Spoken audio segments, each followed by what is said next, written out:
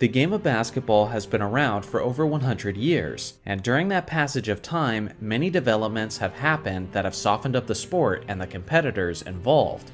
In this video, we're traveling back in time further and further into the past as the league simultaneously becomes more and more barbaric, to the extent that some of you may find hard to believe. Let's start in somewhat recent history, which is the early 2000s. For most of NBA history, the offensive 3-second violation rule has been in place, but the defensive 3-second violation did not exist until the 2001 to 2002 season. As most of you know, the defensive 3-second violation is when the defender is in the painted area for at least 3 seconds, while not actively guarding an opponent, which will result in a technical free throw for the opposing team. Before the year 2001, NBA centers could simply camp under the basket, providing constant rim protection for their team. But with the new 3-second rule, centers had to be constantly moving in and out of the paint to avoid a violation. Less time being spent in the paint meant that less dunks and layups were being contested at the rim. Pre-2001, there was almost always a big simply waiting in the painted area where he could make it difficult for penetrating players to score. Because of this, players in the 90s were frequently receiving contact when getting close to the basket. But with that being said, even that era could be considered soft when compared to the more barbaric decades before it. So let's go a little further back in time. The year is 1990, and the NBA is coming off of a decade of the bad boy Detroit Pistons mauling opposing teams on a nightly basis. For example, the Pistons famously had the quote Jordan rules, which were essentially specific tactics about how they would defend Michael Jordan. One of those tactics was that whenever he got in the air, they would put him on his butt. These methods were extremely dangerous and could certainly result in injuries for some of the premier players in the league. Strategically, from a defensive standpoint, it made sense why there were so many hard fouls in the 1980s. Because if a hard foul is the same penalty as a soft foul, then you might as well make the most of it as the defender and make them think twice about attacking the basket next time. That's when the league decided to change things in 1990 and made a flagrant foul a 2-shot penalty and possession of the basketball and a potential disqualification. This drastic change to the league's officiating made the game significantly less punishing basically overnight. But even the bad boy Pistons look soft when they're compared to the more grueling eras before them. Let's go further back in time. The year is 1980, and the NBA is coming off of a decade where fights and substance abuse were rampant throughout the league. The physicality was also quite intense throughout the 1970s, which caused the league office to evaluate their product and adjust the rules in an attempt to clean up their image. So in the year 1980, they decided to create the original flagrant foul rule. This was not the same as the stricter rule in 1990, but this rule simply defined it as a move that, quote, puts the safety or health of the opposing player at risk. When this flagrant foul was first introduced, it was not 2 free throws and possession of the basketball, but instead it was basically treated as a common foul, with the only additional penalty being that the opposing coach got to choose who shot the 2 free throws. Prior to this rule being established, there was basically no additional penalties for unnecessary roughness while fouling a player, which obviously meant much of the 70s and 60s were like the Wild West, as there wasn't much that you were not allowed to do. But even with this being said, this era would still be considered soft compared to the more savage eras that came before it. So let's go even further back in time. The year is 1936, which was more than a decade before the NBA was created. But with that being said, developing basketball leagues were still very prominent in the United States. One of the major developments was the offensive 3-second rule in 1936, which stated that a player couldn't be standing in the offensive key for at least 3 seconds. Without a flagrant foul rule of any sort, and without a penalty for camping under either basket, battling for rebounds was like a chaotic frenzy. Under the rim was basically a crowded war zone on any given night, as players battled for extra opportunities with few interruptions from the referees. Believe it or not, even this wasn't the most brutal era of basketball. To see that, we have to go even further back in time, towards the earliest days of the sport. The year is 1891, and Dr. James Naismith, a 31-year-old Canadian man, had just recently invented the game of basketball in Springfield, Massachusetts.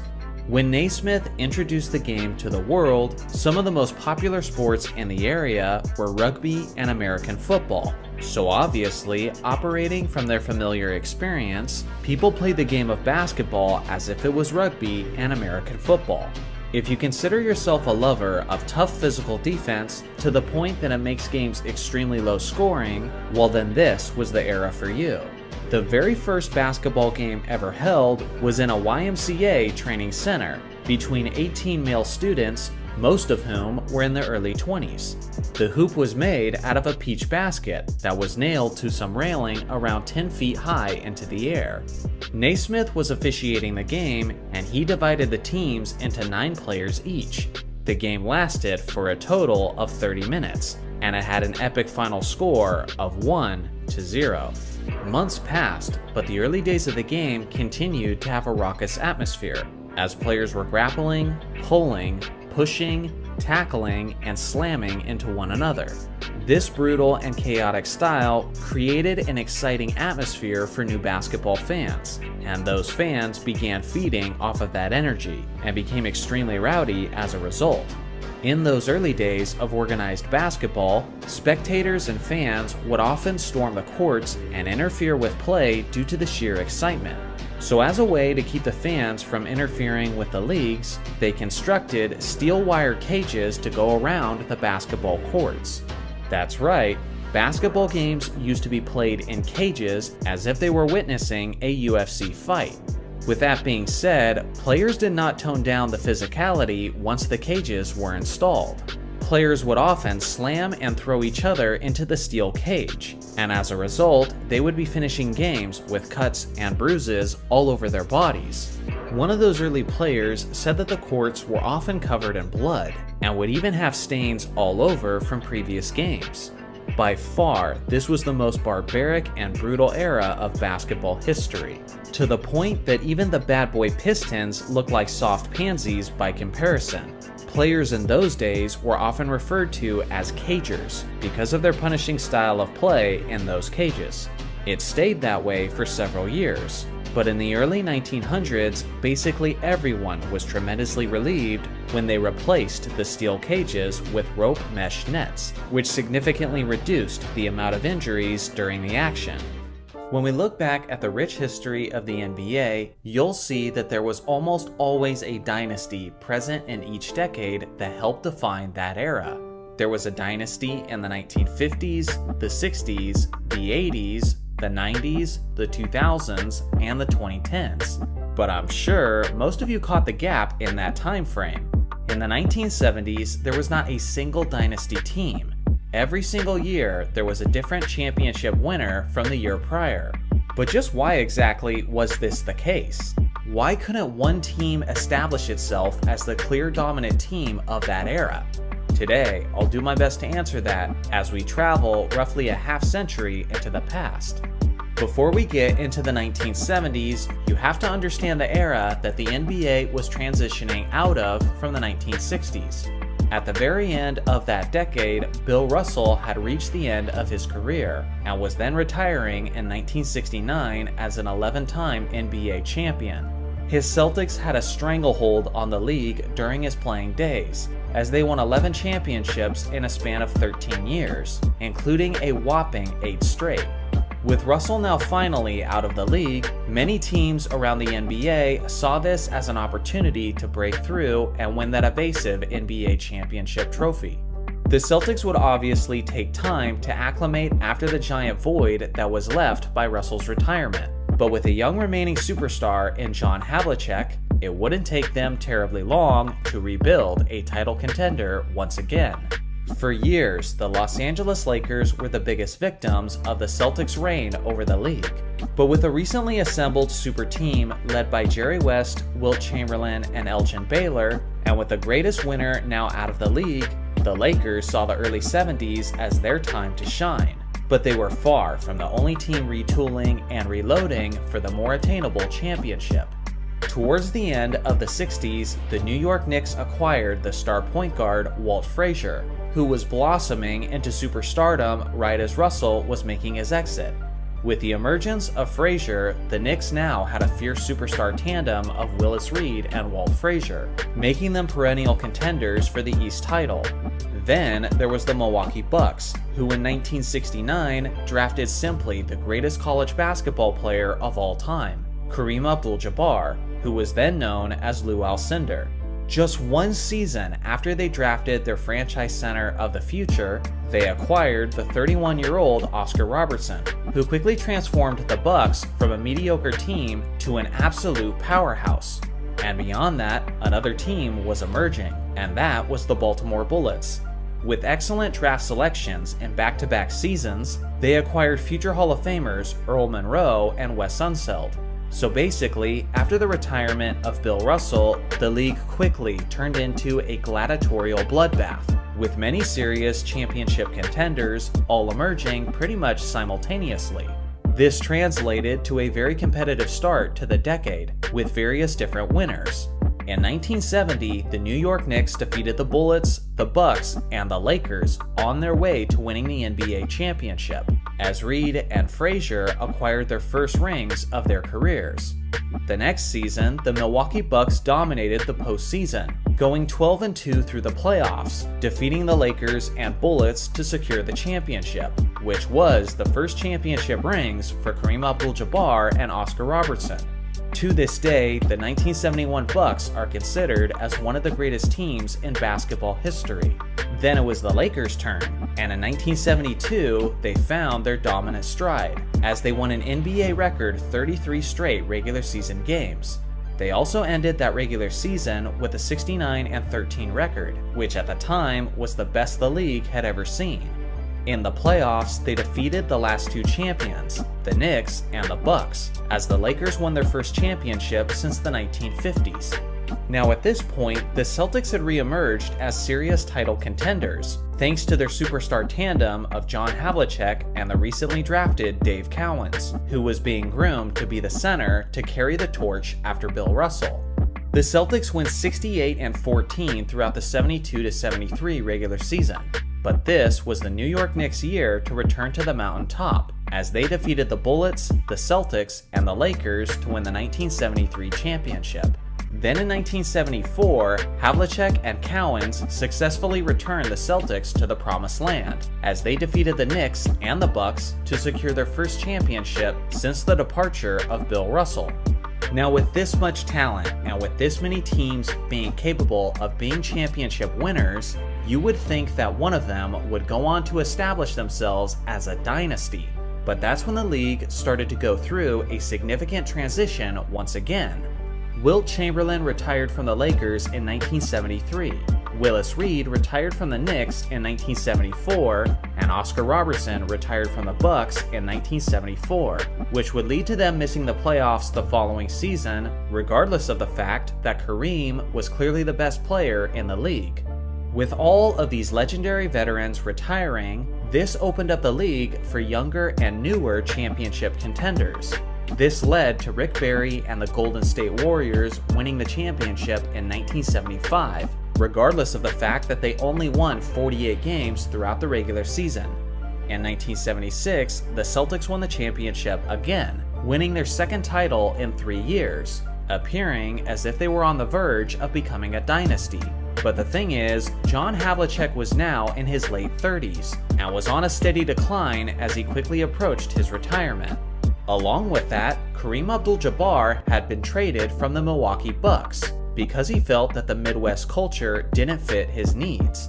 The Lakers team that he was traded to was actually a pretty awful rebuilding squad, after the retirements of Jerry West and Wilt Chamberlain. Because of this, Kareem was essentially removed from the championship picture for the foreseeable future, naturally stopping him from being the dynasty leader of the 70s. Later on, everything suddenly got more competitive for everyone in the league, because in August of 1976, the NBA merged together with the ABA League. Essentially, the NBA retained its name, while acquiring 4 ABA organizations and the ABA's players across the league. The 4 teams were the New York Nets, the Denver Nuggets, the Indiana Pacers, and the San Antonio Spurs. A perfect example of the tougher competition was the fact that teams like the defending champion Boston Celtics were now getting eliminated from the 1977 playoffs by the Philadelphia 76ers, who were led by a player who was acquired from the ABA, Julius Erving.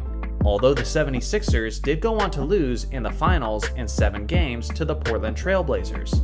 The Blazers won the 1977 championship, led by their all-time great center, Bill Walton.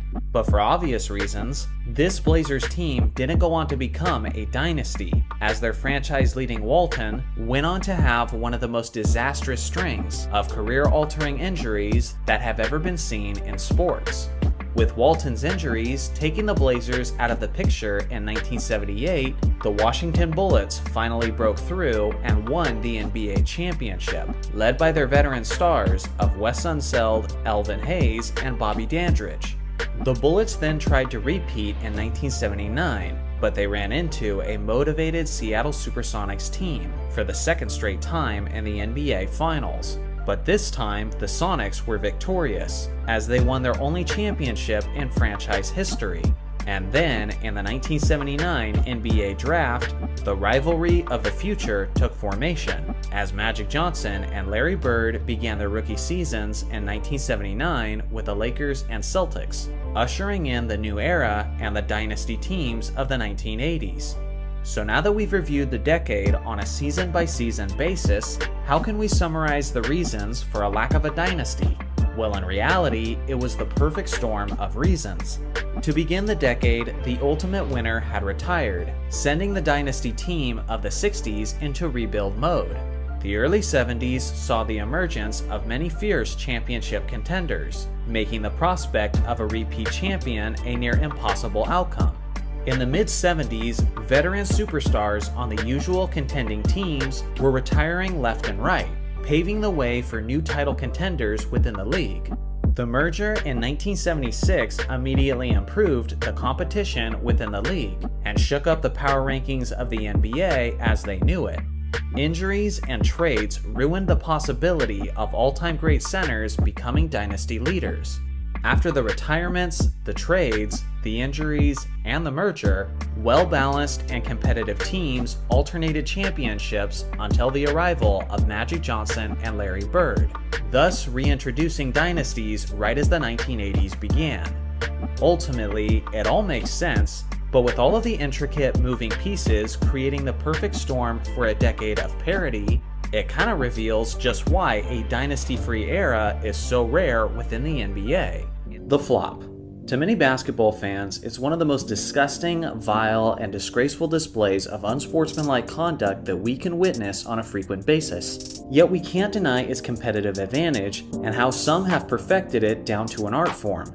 For those of you who don't know, a flop is basically defined as this. It's when a player makes an intentional fall or stagger after little to no physical contact by an opposing player in order to draw a foul call by an official against the opponent. By nature, it is extremely deceitful and requires plenty of dramatized acting in order to convince the official to blow the whistle. With that being said, some players are better actors than others, and some are incredibly crafty at finding creative ways to draw the foul. Some of these modern players are guys like Chris Paul, LeBron James, Marcus Smart, and of course James Harden, just to name a few. Just a quick history lesson, although flopping is more prevalent now than ever before, it's not a new phenomenon by any means. In fact, flopping in the game of basketball goes as far back as the 1960s, as former Boston Celtic and a 7-time NBA champion Frank Ramsey made it a regular part of his game. It was something he personally admitted to as he spoke about his flopping tendencies from an article in Sports Illustrated that was published in 1963. Not only was Ramsey referred to as the master of deception, but he talked about how he was often booed and heckled by the fans for his obvious acting. Given the fact that Ramsey wasn't really a superstar, and given the fact that he played basketball in the 1960s, unfortunately, there is very little footage available displaying his flopping tendencies. Although it would be nearly impossible to claim who was the first player to attempt the flop, I think it's fair to say that Ramsey was certainly one of the first floppers of NBA history. Like I said before, there wasn't a ton of flopping on a widespread level throughout the league during that era. The 70s and 80s were extremely physical decades of the NBA, and the general mentality of the players was much more focused on presenting a tougher image. Not every player shared that mindset though, as some players weren't shy about selling a bit of their integrity for the sake of a blown whistle. If you ask my personal opinion, and the opinion of many viewers who were old enough to witness this, the player who flopped more than any other, and frankly the player who made flopping famous among basketball fans, was none other than the Serbian Vlade Divac. Vlade had a 16-year career in the NBA from 1989 to 2005 and was actually inducted to the Basketball Hall of Fame. He averaged nearly 12 points and 8 rebounds over the course of his career and was selected to one All-Star team in 2001. Vlade was obviously a solid center and was actually the player who was traded to the Charlotte Hornets for a rookie Kobe Bryant in 1996. But back when he played, what Vlade was known for more than anything else was his dramatic flopping theatrics. He was so notorious for this that I believe he was the main person who gave European basketball players their stereotype of being soft athletes. It's a stereotype that isn't very prevalent in today's game, but back in the 90s, it was an extremely common perception. Given his massive size, Vlade's consistent flopping appeared even more absurd than most other players, considering how it shouldn't be that easy to topple him over. He may have not been the first player to flop in the NBA, but in my opinion, Vlade is the player who made flopping a famous and well-known maneuver to the basketball world. As time went on, flopping became only more relevant and widespread throughout the entire league, and now it's at a point where more players flop than those who don't. The league made a feeble attempt to diminish the amount of flopping in 2012 when it introduced the no flopping rule. The rule stated that any player who flops during the regular season would first be warned, followed by fines in increments of $5,000 for each successful flop during the season. Longtime basketball fans, like myself, rejoiced when this rule was initially introduced, as we assumed this would finally be the change that would eliminate this pathetic acting out of the league. Well, unfortunately, the rule has since been painfully under-enforced since its establishment. Between 2012 and the summer of 2023, there have been thousands of flops, yet there has only been a grand total of 31 fines handed out to the players during the regular season. Notorious floppers like LeBron James and Chris Paul have never been fined during the regular season, and arguably today's greatest modern flopper, James Harden, has been fined only once. Obviously, with the lack of significant and consistent consequences, flopping has remained a staple element within the league, which ultimately affects the popularity and even the integrity of the game. But now, there's more to this story, as the league office just recently added another chapter to this flopping saga. You see, prior to the beginning of this current 2023 to 2024 season, the league established a new flopping rule intended to be even harsher and more effective than the previous rule. The fine penalties were now decreased from $5,000 to just $2,000, which would increase incrementally. But it was a different kind of consequence that caught everyone's attention. From the summer of 2023 forward, a flop would now result in a non-unsportsmanlike technical foul, which would result in a free throw for the opposing team. This was a massive deal, because for the first time in NBA history, flopping violations would result in immediate points for the opposing team. This is the level of consequences that I was originally hoping for. But still, my optimism was held in check.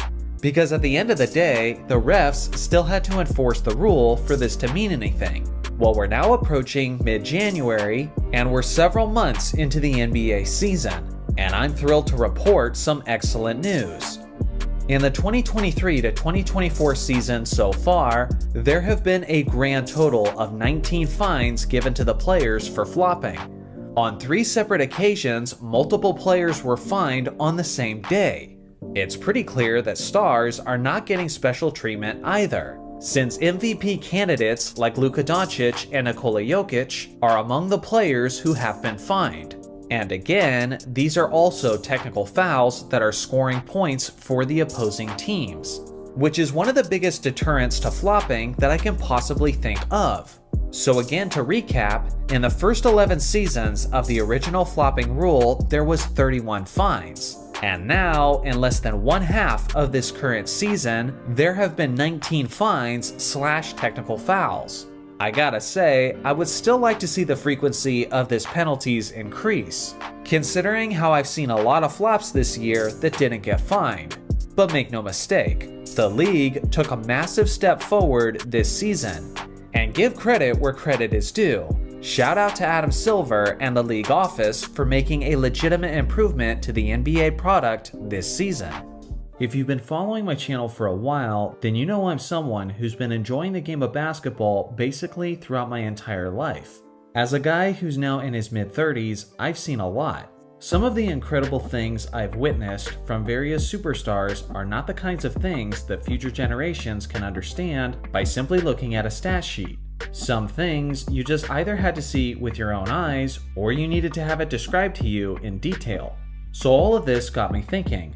Since I plan on being a dad in the next few years, and since there's a decent likelihood that my kids will like the game of basketball as well, what are things I'm going to tell them about the basketball I witnessed before they were born?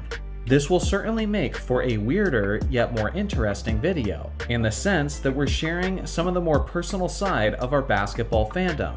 So regardless of where you're at in life, whether you're in your youth, you're a parent, or a grandparent, let me know in the comments what are things you would tell the next generation of basketball fans. So without further ado, let's get into it. First off, I'll tell my kids about my dad's favorite player, Magic Johnson. Although I'm not old enough to have witnessed Magic's prime as it was actually happening, I was able to watch a countless number of full games thanks to my dad recording basically everything he saw on VHS tapes. I will tell my kids that I never saw a point guard as mesmerizing as Magic Johnson. Sometimes, great facilitators are described as if they have eyes in the back of their head, but no player fits that term better than Magic, as he would make fast break, no-look passes that would have even his teammates confused. I just know Magic was beating it into his teammates' head every practice to keep their eyes alert and to keep their hands ready, because at any moment, a speeding bullet of a no-look pass could be coming in their direction when they least expect it. On top of that, Magic had the Showtime Lakers sprinting like they were track athletes, so his ability to make split-second decisions with extremely precise accuracy and execution was truly marvelous. I don't care what anyone says, we haven't seen a player like him since, and that's what I'll tell my kids. Next, I'll tell them about my favorite player, Kobe Bryant. I'll tell them that from a stats and accolades standpoint, it's hard to argue that Kobe was the greatest player of all time. But when I was watching him at his best, night in and night out, I had never seen a basketball player more impressive in my entire life. At least 4 or 5 times a game, Kobe would hit shots that would leave me awestruck. It didn't matter if he was off balance, if he was 40 feet away, if he was double teamed, or if he was falling out of bounds. Every single shot was within his range, and it got to the point that I expected every shot to go in, and was somewhat surprised when it didn't. Before or since, I've never seen anyone else who could regularly make bad shots look like good shots. Which leads me to my next story.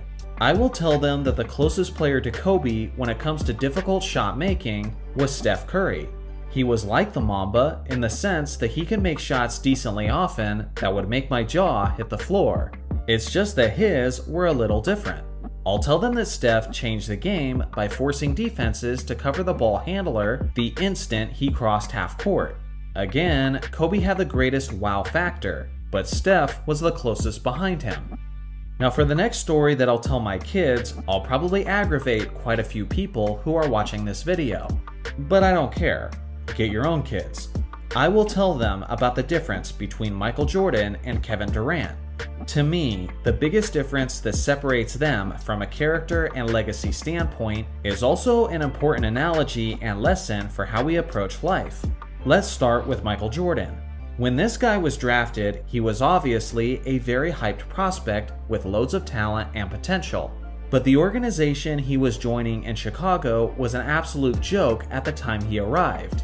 They had never won a championship, they had no history of being successful whatsoever, and frankly, their own city was hardly even interested in watching them play.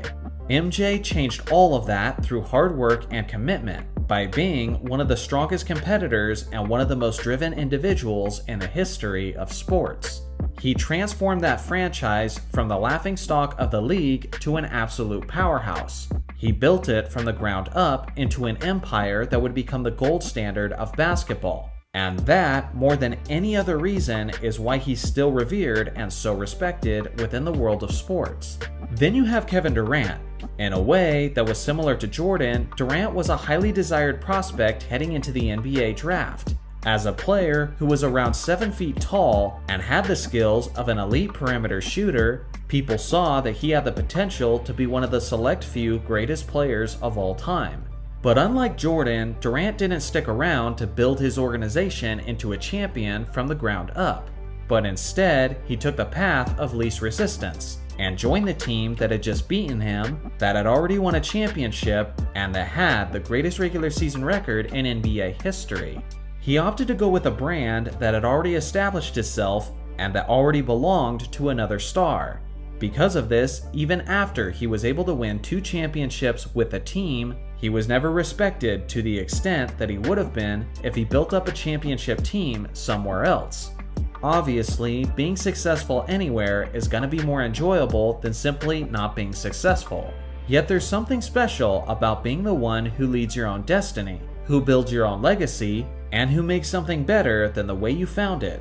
Being successful is awesome, but it always means more to yourself and to other people when you are the main reason for your own success, rather than riding the wave of what someone else created. Additionally, if my kids ever asked me what was the best era of basketball that I ever witnessed, I will tell them the 2000s. I don't think this will be a popular choice with many of my viewers, because from a physicality and rivalry standpoint, the 80s and 90s are usually held on the highest pedestal. And then, with recency bias being a factor, and with the tremendous amount of talent all over the league the last decade, some of my viewers will see the 2010s or even this modern era as the best in basketball history. For me, the 2000s were the best of both worlds. You still had intense rivalries like the Lakers and Kings and like the Pacers and Pistons. You had incredible individual superstars and you had an array of three-point shooters. But it wasn't to the extent that the game appeared as a soft jump shooters league.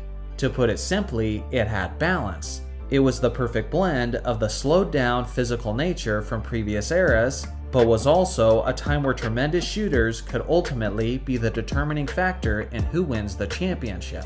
If I could simply hit a switch and have the league instantly return to the style and product that it was throughout the 2000s, I would do it in a heartbeat. Lastly, I will tell my children about the weirdness of the 2020 bubble.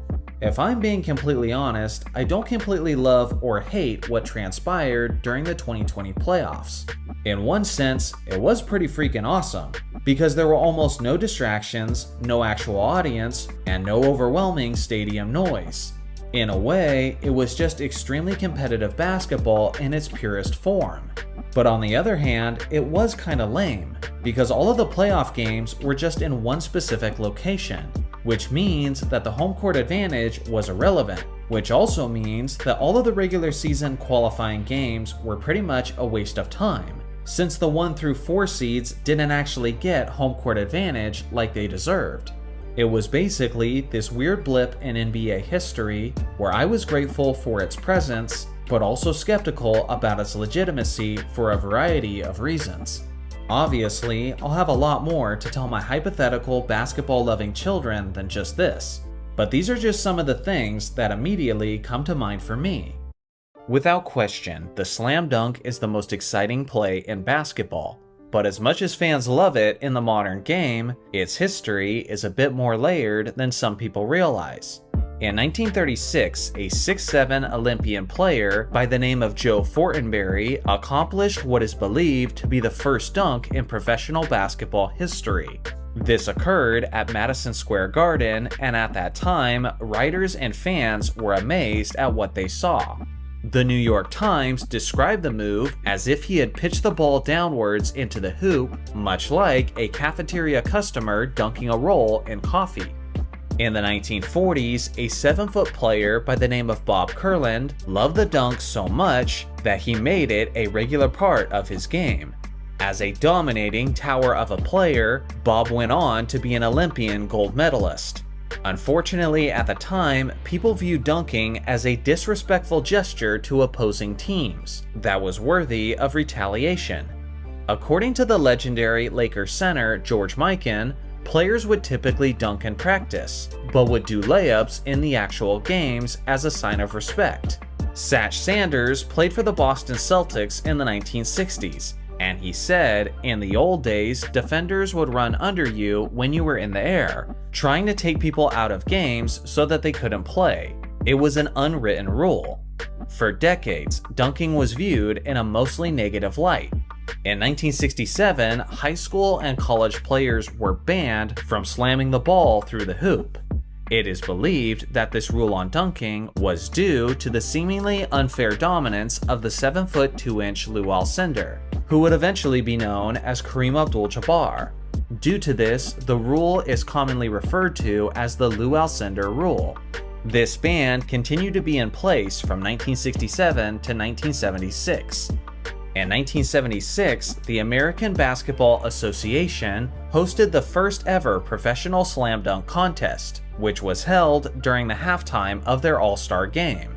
The contest was won by the man known as Dr. J, Julius Erving, which was thanks mostly to his iconic dunk from the free throw line, which is a dunk that would eventually become even more famous with the additions by Michael Jordan. Thanks to this memorable evening in the ABA, the slam dunk didn't just become accepted again, but it essentially became cool overnight. In 1984, the NBA held its first official dunk contest, and one of the contestants was the 6'9" Orlando Woolridge of the Chicago Bulls. Although he's not usually remembered for it, Orlando achieved the first ever East Bay Slam in dunk contest history. It had a somewhat underwhelming response from the crowd, and earned a score of 48. In 1994, J.R. Ryder made the first East Bay dunk in the dunk contest since Orlando Woolridge did it 10 years earlier. Charles Barkley described it as possibly the greatest dunk that he's ever seen. In 1997, a rookie Kobe Bryant won the slam dunk contest with his own East Bay dunk. The thing is, that contest overall was poorly received, and is considered by many as the worst dunk contest in NBA history. Due to this, the dunk contest was put on hiatus, and in the 1998 All-Star Weekend, the contest was replaced by the WNBA/NBA 2-ball contest. The slam dunk contest wouldn't appear in the 1999 season either, due to the NBA lockout. In the year 2000, the NBA's dunk contest made its triumphant return, as Vince Carter put on a show and won the competition in convincing fashion. Later that summer, Vince Carter participated in the Summer Olympics as a member of Team USA. In a game against France, he famously achieved the quote dunk of death, where he jumped clear over the 7'2" Frederick Weiss to complete the slam. Thanks to Carter's incredible dunking display in the year 2000, he's now widely viewed as the greatest dunker in NBA history. As the years have gone on, our adoration and fascination with the dunk only seems to be growing. Earvin Magic Johnson, one of the greatest players in NBA history, and many people still believe he's the greatest point guard of all time. Magic obviously had a historic beginning to his career, but what I believe isn't talked about enough is the iconic farewell to his NBA career, which was a roller coaster of emotions for the basketball community, finishing off with a satisfying ending that I personally will never forget. In order to understand the impact of Magic's beautiful moment, we first have to understand his journey to get there.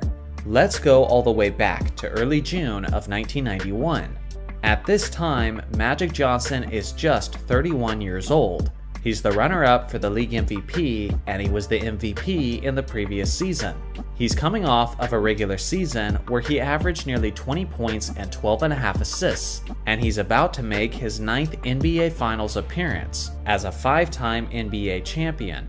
To summarize it all, Johnson had just entered his early 30s and appeared to be every bit as good as he ever was before. Even without the recently retired Kareem Abdul-Jabbar as a teammate, Johnson was still able to lead his Lakers to the NBA Finals yet again. He had already built a resume worthy of being called the greatest point guard ever, and he seemingly still had a second half of his career ahead of him. When the 1991 Finals began, Magic was going toe-to-toe with the prime Michael Jordan. And although Michael ended up being the Finals MVP, Magic displayed a remarkable effort of his own. Many people believe that the Lakers never really had a true opportunity in this series, since Magic's two best scoring options, James Worthy and Byron Scott, both dealt with injuries throughout and missed a significant amount of time. Even without his two best weapons in the elimination game, Magic still put up 16 points, 20 assists, and 11 rebounds. What he didn't realize, and what none of the audience had realized either, is that this would be his last NBA Finals game of his entire career. Because a few months later, on November 7th, 1991, Magic held one of the most shocking press conferences in the history of sports. It was at this moment that the world became aware that the face of the Showtime Lakers was now HIV positive. At the time, little was known about the disease, so the assumption from almost everyone was that in a matter of months, he would lose a tremendous amount of weight and then pass away. Along with the horrific news of Magic's health, he also made it aware to the world that he was retiring from the Lakers, effective immediately. Imagine your favorite basketball player being at the peak of his abilities, and in a matter of seconds, he goes from one of the best players in the game to a retired player who could pass at any moment. Needless to say, this was a jarring pill to swallow for basketball fans, as seemingly everyone had their hearts broken for Magic on that day. Over the next several months and years, people would begin to learn a lot about living with HIV and the various details, like how it's transmitted and who's at risk. But many were still scared about the idea of being in contact with someone who had it. Then, in February of 1992, things got really interesting for Johnson and the basketball world. The NBA All-Star Game is an exhibition event where the fans vote and determine who will play for each conference. Despite the fact that Magic had retired from basketball, the fans still voted him in to be the starting point guard of the Western All-Stars. After receiving approval from doctors and from the league for Magic to play, the hype train was officially underway. The thing is, not everyone was so enthusiastic. Many players were concerned about their own well-being. Even Magic's former teammates, like Byron Scott and AC Green, said that he shouldn't participate. The player who was the most vocal about his displeasure with Magic competing was the Western Conference All-Star Karl Malone, who had this to say before the game was played. If I get in a collision with a guy, it don't have to be Magic. It can be Joe Smoke. But the fact of the matter is, if you got the AIDS virus, it'll be hard for me to play as hard as I'm capable of playing. Although there was plenty of drama heading into that night, there was also plenty of teammates and competitors who encouraged Magic to participate. Just as a spectator, you could tell that there was this awkward, unspoken tension in the air. But you could also sense the excitement and the magnitude of the moment, as the Orlando crowd gave Johnson a standing ovation during player introductions. Everyone understood that the ideal outcome was the West winning and Magic securing the All-Star Game MVP. But regardless of how badly the crowd wanted that, he still had to go out there and perform well. Seeing that Magic hadn't played a game in nearly a year, and seeing how he was now dealing with a life-altering disease, many people were concerned that he wouldn't have the conditioning or stamina to hang with the best players in the world. But all of those concerns were quickly put to rest soon after tip-off commenced. Although he built a legacy for himself as mainly a distributor, Magic was looking to score early on, and he did so with tremendous efficiency. Throughout the night, the West played with more energy and effort, and a 10-point lead quickly became a 20-point lead, and then a 20-point lead suddenly became a 30-point lead. The outcome was never really in question, but the MVP of the game appeared to be up for grabs, and the Western Conference's Clyde Drexler appeared to be the favorite heading into the second half with a monstrous stat line. After looking to score for a while, Magic finally got his first assist of the game with just under 9 minutes left in the third quarter, and then he got on a roll with his flashy Showtime passes that we were accustomed to. With less than 3 minutes left in the game, Magic suddenly hit the switch and displayed one of the most beautiful finishes in All-Star Game history. Just so you can sense the gravity and energy of this inspiring moment, I'll let you guys watch the final sequences of this game with no voiceover, and please pay attention to how Magic was at the center of it all. 135-106 with 2:46 to go. No doubt about this one. Here it is. Here's the three. Magic got his three. Waiting for that moment to shoot the three. Who has all the NBA three-point marks, most attempts, most made. Johnson, 2 in a row for Magic. He's going for the MVP. The Atlanta Hawk has 8. Chris Mullin for 3. It's out shooting the East in every quarter. And will be around the 60% mark, and another great pass. And Marley has his first points.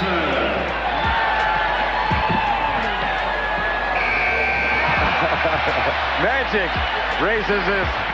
Well, this is a mismatch, and Magic would be the first to admit it. Michael Kind. And that's 2, Magic said. Bring the next one on. 6, 5. Three-pointer. Yes! Oh, my!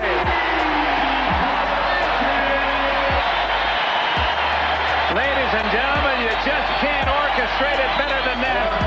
When Magic hit that final falling away three-pointer, there was still 15 seconds left on the clock. Yet no one on the court seemed to even care, as they all surrounded and congratulated the Lakers legend. The game ended on the spot. It was a perfectly fitting and poetic way for the game to end, with a Magic Johnson jumper.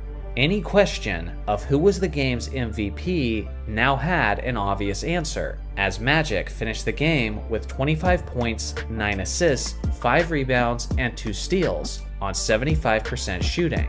What started as a somewhat dramatic and awkward event ended up as one of the most uniting and inspiring conclusions in the history of sports. At the time, everyone believed that this was the last NBA game that he would ever participate in. And up until Kobe's farewell game in 2016, this exhibition contest stood alone as the most incredible farewell game by a Los Angeles Laker. Amazingly, over 3 decades later, Magic is still going, with the same smile and with the same enthusiasm that he was famous for. He's known as the captain, Kareem Abdul-Jabbar. For many years, he was the NBA's all-time leading scorer, and before Michael Jordan won his 6 championships, most people considered Kareem as the greatest player in basketball history. To this day, some still do. Heading into the 1988-89 NBA season, Kareem was 41 years old. He was a 6-time league MVP, a 6-time NBA champion, and a 2-time Finals MVP. Alongside of Magic Johnson and James Worthy, Kareem and the Lakers were looking for their 3rd straight title. It was an extra emotional time in Los Angeles though, because Kareem had announced that this would be his last season in the NBA long before the regular season had concluded.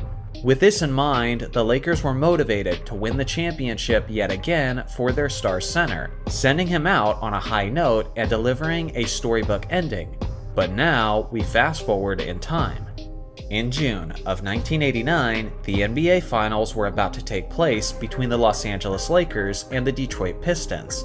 At first glance, it seemed like a colossal battle between 2 dynastic teams, but to understand the shocking results of this series, context is needed. The Detroit Pistons were a strong team who had finished the regular season with a 63-19 record. The team was rich in talent with veterans like Isaiah Thomas, Joe Dumars, Bill Laimbeer, Mark Aguirre, Dennis Rodman, and Vinnie Johnson. They had an all-time great defense and one of the deepest rosters the NBA had ever seen. All of this team was incredibly talented and appeared on paper as if they were championship ready, but the Pistons were yet to prove it in the postseason, and many were skeptical about their abilities to dethrone the defending champions. Just 1 year earlier, the same two teams met in the 1988 NBA Finals, and after a long, hard-fought 7-game series, the Lakers had come out on top, like they had many times throughout the 1980s. The Los Angeles Lakers were heading into the '89 Finals as the defending back-to-back NBA champions, who were seeking the NBA's first three-peat since the 1960s. All of the momentum was clearly on the Lakers' side. The 1987 and 1988 Los Angeles Lakers are still recognized even to this day among the greatest teams in NBA history. The Lakers had begun the decade with a championship and were looking to finish off the decade with their third straight championship and sixth championship in the 80s. They seemed poised to do it too. Magic Johnson was arguably the NBA's best player at the time and led the Lakers to have the best offense in the NBA that season, while securing the League MVP award. He was accompanied by his usual Hall of Fame supporting cast, like James Worthy, who was in the prime of his career and was coming off of last year's Finals MVP award. And of course, he also had Kareem Abdul-Jabbar, that would be retiring at the end of the season. So the still productive captain of the Los Angeles Lakers was anticipating a fairy tale ending for his career, securing a legendary 7th NBA championship ring as he rode off into the sunset. The story of the season appeared to be indicating that destiny was in fact on the Lakers' side. Not only was the narrative supporting the Lakers, but so was the eye test. The Lakers were an absolute juggernaut throughout the 1989 Western Conference playoffs. The Lakers began the first round of the playoffs by sweeping the talented Portland Trail Blazers 3-0. The second round, they swept an even better Sonics team 4-0.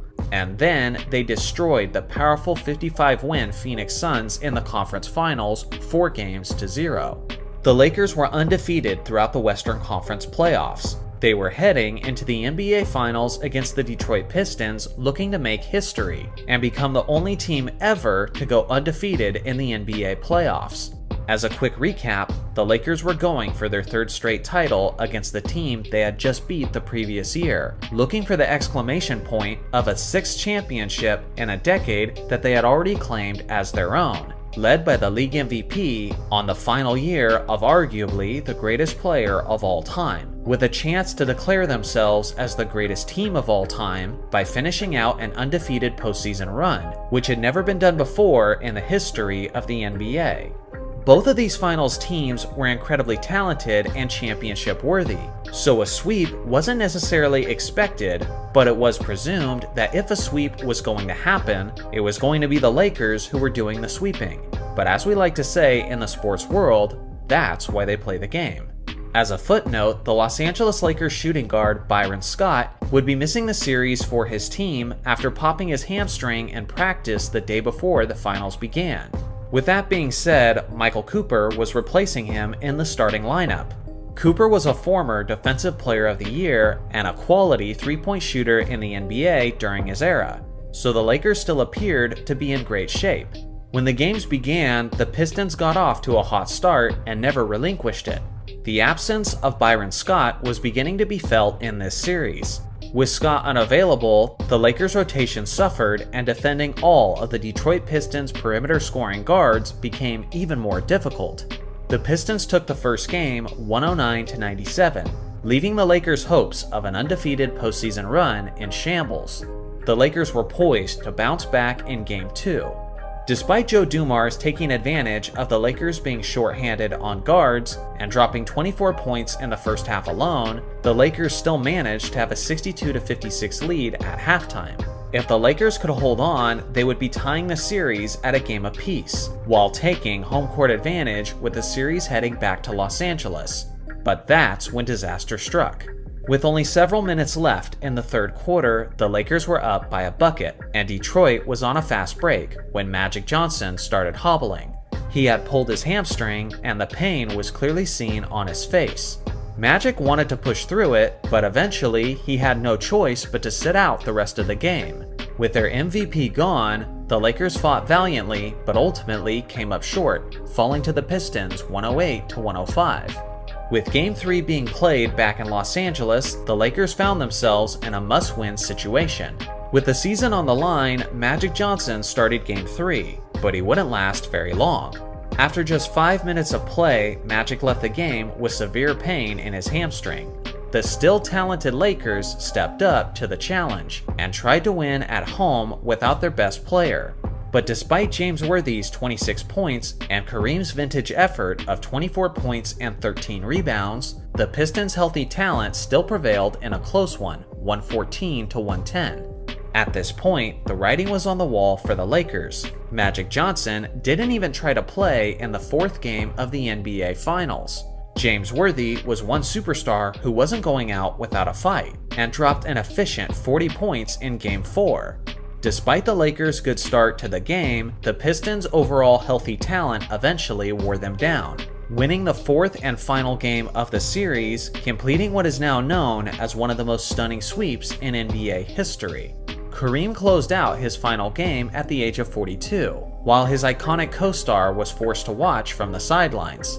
In that last performance, Kareem finished with just 7 points, 3 rebounds, and 3 assists on 2 of 8 shooting. Ultimately, it's not the worst way for a legend to end his career, but considering how things deteriorated in the NBA Finals and how the Lakers won the championship just a year prior, Kareem went down as another example of a player calling it quits just a little later than what would have been ideal. The NBA playoffs are about to begin, and needless to say, this is the most significant and crucial time of the basketball season. Simply put, NBA legacies are defined by what you accomplish on the game's biggest stage. Numerous players have had strong, established reputations heading into the postseason, just for him to then completely redefine the way he's perceived thanks to his performance in the playoffs. Within the span of the next couple months, some of these modern superstars will not be perceived as we currently see them today. Whether it's fair or not, this is the stage that defines the greats and the not-so-greats. Today, I have a list of NBA legends who were perceived a certain way and then completely shifted the way they were viewed, with just one great postseason run. First off, Dirk Nowitzki in 2011. Up until this legendary championship by the Dallas Mavericks, Dirk was basically completely defined by his postseason failures. For a while, people were referring to him and the Mavericks as Dirk Nowitzki and the Alice Mavericks, due to the lack of D in their game. Even his lone MVP was marred by disappointment, as his first-seeded 67-win Mavericks were eliminated in the first round of the 07 playoffs by the 8th-seeded Warriors. It was arguably the greatest first-round upset in playoff history. Just the year prior, Dirk and the Mavs were up 2-0 in the NBA Finals over the Miami Heat, just to then choke it away by losing the next 4 games straight. Although those two instances are massive examples of Dirk being a disappointment, it was far from the only times. In the last 11 seasons before the 2011 postseason, the Mavericks had won at least 50 games, and 3 of those were 60-win seasons, yet throughout that time, they failed to win a single championship. The narrative was firmly established that Nowitzki was a choker, and although the Mavericks always won plenty of games, pretty much everyone recognized them as fool's gold. Then, in one postseason run, everything changed for Nowitzki. He and the rest of the Mavericks defeated the highly favored Big Three Miami Heat in the NBA Finals in 6 games. Seemingly everyone had forgotten his struggles leading up to that moment, as everyone was focusing on LeBron's failures that finals. Dirk established himself as an NBA champion and as an undisputed NBA legend overnight, and since then, hardly anyone ever brings up his struggles prior to that postseason. Jerry West in 1972. West is remembered as one of the greatest players in NBA history, and even earned the nickname Mr. Clutch. But for a time, winning and clutch performances were not a thing that was defining his legacy. For a while, it was the fact that he had never won an NBA championship. Between 1962 and 1970, West made it to the NBA Finals a whopping 7 times. Yet tragically, his Lakers were eliminated all 7 times straight. It was something that haunted him and kept him from sleeping at night. He had firmly established the narrative that he was the greatest loser to ever play basketball, That was until his title run in 1972.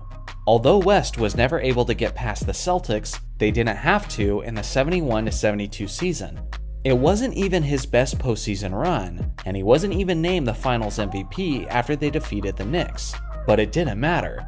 West was now an NBA champion, and can then be known as Mr. Clutch, regardless of the fact that he had just recently lost 7 straight finals. LeBron James in 2016.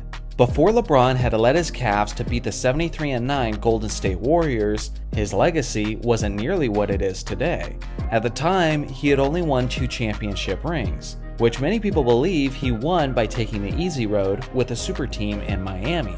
Up to this point, people believed that all of his rings were attained by riding high as the massive favorite. Furthermore, his historically awful performances in the 2011 finals were still very present in people's minds. But as disappointing as that series was, it wasn't enough to overshadow what he did in 2016. He led his Cavs to come back from a 3-1 deficit to beat the juggernaut Warriors, as James led every player over the course of the series in points, assists, rebounds, blocks, and steals. Overnight, he went from a known frontrunner to the man who achieved the greatest upset in professional basketball history. Michael Jordan in 1991. Leading up to the 1991 playoffs, MJ was probably seen as the best player in the game. Yet regardless of that fact, many people believed that he had a fatal flaw in his game that would keep him from winning an NBA championship. He was just too selfish. Up to that point, the narrative was that scoring leaders don't win championships, but team leaders do. And can you blame them? In the 60s, Wilt did all the scoring, but Bill won the championships. In the 80s, neither Bird or Magic won a single scoring title, but they won almost all of the rings in that era. This wasn't just a perception of the time, but a historical fact, considering how since the NBA merger, not a single scoring champion had won the NBA championship. MJ was on a streak of 5 scoring titles, so his individual talent wasn't in question, but his legacy was. Fittingly, Jordan was matched up against Magic Johnson in the 1991 NBA Finals, who many people viewed as the ultimate team player and leader. Obviously, you know how this played out. Jordan and the Bulls won the championship in 5 games, and he did it while leading all players in scoring. Not only did people immediately start to view Michael Jordan differently, but he destroyed the entire belief system that a scoring champion can also be an NBA champion. Simply put, he broke the mold. These are just some of the players who had their legacies change seemingly overnight based on their performances in the playoffs. Makes you wonder which NBA stars will be changing their legacies and reputation in these current NBA playoffs. Guess we'll just have to wait and find out. When we take a moment to look back at the greats of the game, we notice several pillars of the sport who were able to achieve things that seem almost impossible by today's standards, like Wilt Chamberlain's 100-point game, his 50 points per game average, and even his mind-blowing quintuple-double. But one area that stands out specifically was the way these giants of the game were able to dominate the boards to an extent that is difficult to comprehend. Wilt Chamberlain once had a streak of 12 seasons where he averaged at least 20 rebounds per game, while Bill Russell had a streak of 10 seasons with at least 20 rebounds per game. Since the late 1960s, no one else has averaged 20 rebounds per game. Not Dennis Rodman, not Moses Malone, not Andre Drummond or Dwight Howard. Absolutely no one. Wilt once got 55 rebounds in a single game, and no one in the last 50 years plus has ever got as many as 40 rebounds. Russell once got 40 rebounds in a deciding 7th game of the NBA Finals. The NBA record for the most rebounds in a single season is by Chamberlain in 1961, when he pulled down a total of 2,149 rebounds. He also owns the 2nd spot, the 3rd, the 4th, 5th, 6th, and 7th spot on that list. Between Russell and Chamberlain combined, they own 19 of the top 20 spots on the NBA's all-time rebounds list. I think you guys get the point. Chamberlain and Russell dominated the boards to an extent that made them seem like demigods, and comparing other great rebounders of the game to them seems laughable to even suggest. But just why exactly were these two legendary rebounders so broken? Was it all about their skills and talent alone? Or was there other key contributing factors that elevated them to astronomical heights? Today, I'll do my best to answer that as we analyze the players, the eras, and the rules that could have played a factor in this scenario. First off, let's take a look at the attributes of the two players who had a stranglehold on rebounding, Chamberlain and Russell. Not only were these two players massive, Chamberlain standing at 7 foot 1 inches tall and Russell at 6'10", but they were both insanely athletic, even by modern big man standards. Both Chamberlain and Russell competed as track and field athletes in college. Not only did they compete, but they were both elite in this area, especially when it comes to the high jump competition. At the University of Kansas, Wilt won the Big 8 championship a total of 3 times, reaching upwards of 50 inches on the high jump. As incredible as his leaping ability was, Russell's may have been even more impressive, as in 1956, Russell was ranked as the 2nd highest leaper in the United States, and as the 7th highest leaper in the entire world. During the West Coast relays, Russell even went as far as tying the famous Olympian Charlie Dumas. Dumas later went on to win the gold medal and be crowned as the greatest leaper in the entire world. So now that we've established their size and athleticism, let's delve into some of the perceptions of their NBA competition. Many modern basketball fans often criticize the competition of that era, claiming that players like Bill Russell and Wilt Chamberlain took advantage of the undersized competition. Let me put this as frankly as I can. This is completely and utterly false. It's a common misconception based on low information fans who perpetuate this narrative, mostly due to their lack of research. The average height of an NBA player in 2022 is 6 foot 6 inches tall. The average height of the NBA player in 1962 is 6 foot 5 inches tall. But you also have to consider that most players were measured with their shoes off back in the 60s. So if there is in fact a difference, it's extremely insignificant. But that's just the average player. How about we look more specifically at the center position? I spent way too much time crunching these numbers myself, and the average height of the NBA center in 2022 is 6 foot 10 inches tall. And 60 years ago, in 1962, it was also 6 foot 10 inches tall. Simply put, if Russell and Chamberlain dominated the game for reasons related to their era, it definitely had nothing to do with the size of their competition. So now that we've considered their size, athleticism, and competition, it's probably safe to say that they would put up some of these rebounding numbers if they played in the modern game, right? Nope, not exactly, because there's still several other factors. For one, Bill Russell and Wilt Chamberlain took less breaks throughout their career. These two players sit in the top 2 spots for the highest minutes per game average in NBA history. Wilt with a career average of 45.8 minutes and Bill at 42.3 minutes. To put that in perspective, the current 2022 leader in minutes per game is Fred VanVleet, and he's only playing 38.6 minutes a night. When Wilt averaged 25.7 rebounds in 1962, he played every single minute he possibly could have, as he averaged 48.5 minutes per game that season. Obviously, more time on the court is going to boost your numbers all around, but it's also worth appreciating the amount of stamina and dedication that it takes to be on the floor for that long, especially on a night-to-night basis. If everyone could do it while remaining healthy and effective, then every great player would. Russell and Chamberlain are just the two guys who could actually pull that off. Although Chamberlain and Russell were clearly the most dominant rebounders of their era, they simply weren't the only players putting up goofy rebounding numbers compared to today's standards. Almost every big man in the 60s was. Of the highest rebound seasons in NBA history, the top 25 spots are all owned by players who played in the 1960s. That's not a coincidence, that's a trend.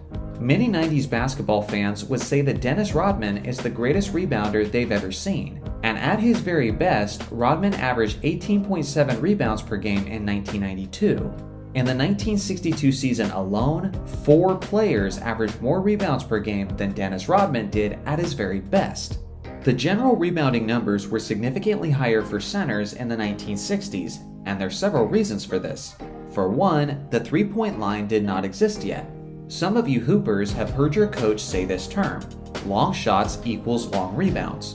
Due to the basketball hitting the iron harder when it's a shot from a greater distance, more rebounds are being acquired at the perimeter, which is a big reason why you're seeing many guards average much more rebounds than the position usually averaged in years past. Russell and Chamberlain basically never had to deal with these perimeter rebounds, since the three-point line did not exist in the years they played. With a lack of the three-point line, more shots were taken close to the basket, which meant more rebounds were easily within their reach. This isn't just pertaining to Russell and Wilt, but it naturally boosted the rebounding totals of the center position as a whole. Second is the fact that the pace of play was much faster in the 1960s, which means more possessions, which equals more shot attempts, which also means more opportunities to get rebounds. Just how impactful was that pace of play? Well, consider this stat. In this current 2022 season, teams are averaging 88 shot attempts per game, and in 1962, teams were averaging 107.7 shot attempts per game. That's for each team in the game, which means that each basketball game in the 1960s had nearly 40 more shots taken each night compared to what modern fans are used to. If roughly half of those shots are missed, then that's around 20 more rebounds that were up for grabs each night. But that's also if we assume that field goal percentages are about the same in the 60s, and they definitely were not. The third reason why rebounding was higher in the 60s was the fact that the league was, by and large, not as efficient shooting the basketball, as the jump shot was still early in its evolution. Today, teams are shooting about 46% from the field. In the 80s, they shot generally around 48% from the field, and in the 60s, it got as low as 41% from the field. Faster play, more shots, and less makes is a recipe for a massive rebounding advantage for 60s players. In this modern year in the NBA, teams are averaging about 44.8 rebounds a game. 60 years ago, they were averaging 71.4. That's basically the equivalent of making 2-point shots worth 3 points and making 3-point shots worth 4 points, and then acting surprised when more players are having 40-point games. So in conclusion, if someone asks you if Chamberlain and Russell were able to get all of those rebounds because of how good they were, or if it was because of the era they played in, the appropriate answer is simply yes. Throughout the decades, there have been many disappointing NBA franchises. Several organizations have a reputation of consistent losing. But in order to take the title of the most cursed franchise in NBA history, a team has to have more than just consistent failure. It needs to have the expectations and potential set to astronomically high levels just to end up falling tremendously short.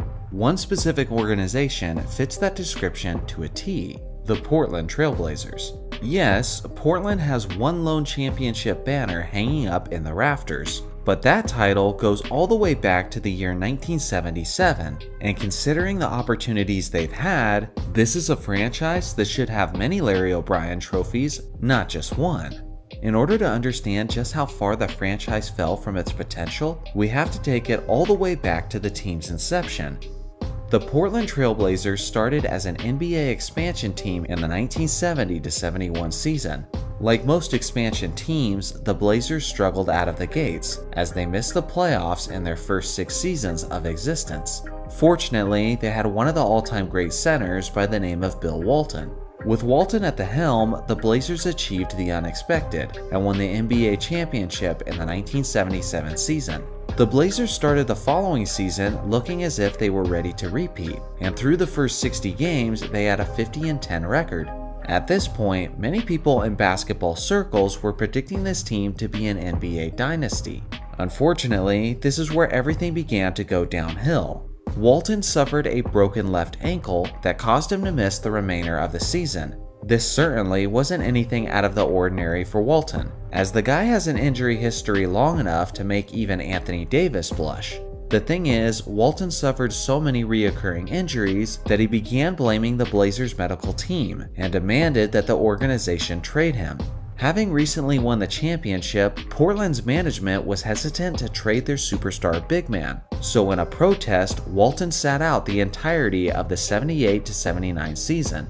By that point, Walton was now a free agent and signed with the San Diego Clippers. If there was anyone who put a curse on the Portland franchise, it was probably Bill Walton on his way out the door, as the Blazers have struggled to replicate their success ever since. After many years of missing the playoffs or early postseason exits, the Blazers found themselves in the 1984 draft with the second overall pick. The incredible Hakeem Olajuwon had just been taken with the first pick by the Houston Rockets. Now remaining on the board was the hyped 7'1" prospect out of Kentucky, Sam Bowie, and then some shooting guard named Michael Jordan. With Portland on the clock, management considered the fact that they already had a young phenom by the name of Clyde Drexler at the shooting guard position. So instead of taking Jordan, they decided to select the big man Bowie in order to fill their lacking center position. This is yet another great example of why you should draft players based on their talent and not by your position needs. Bowie went on to be a bust as he not only struggled with injuries, but he also failed to live up to the production levels that scouts expected.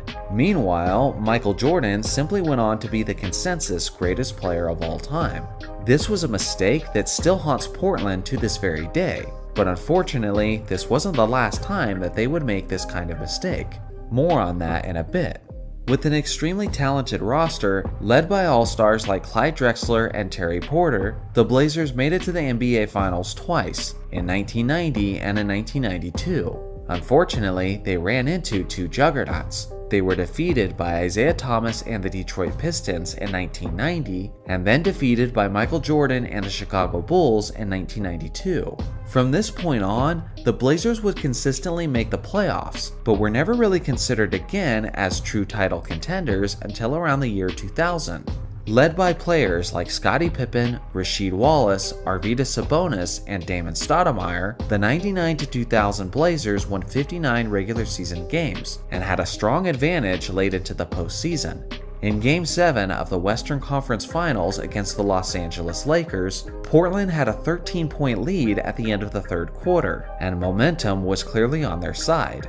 In the fourth quarter, things took a dramatic turn for the worse.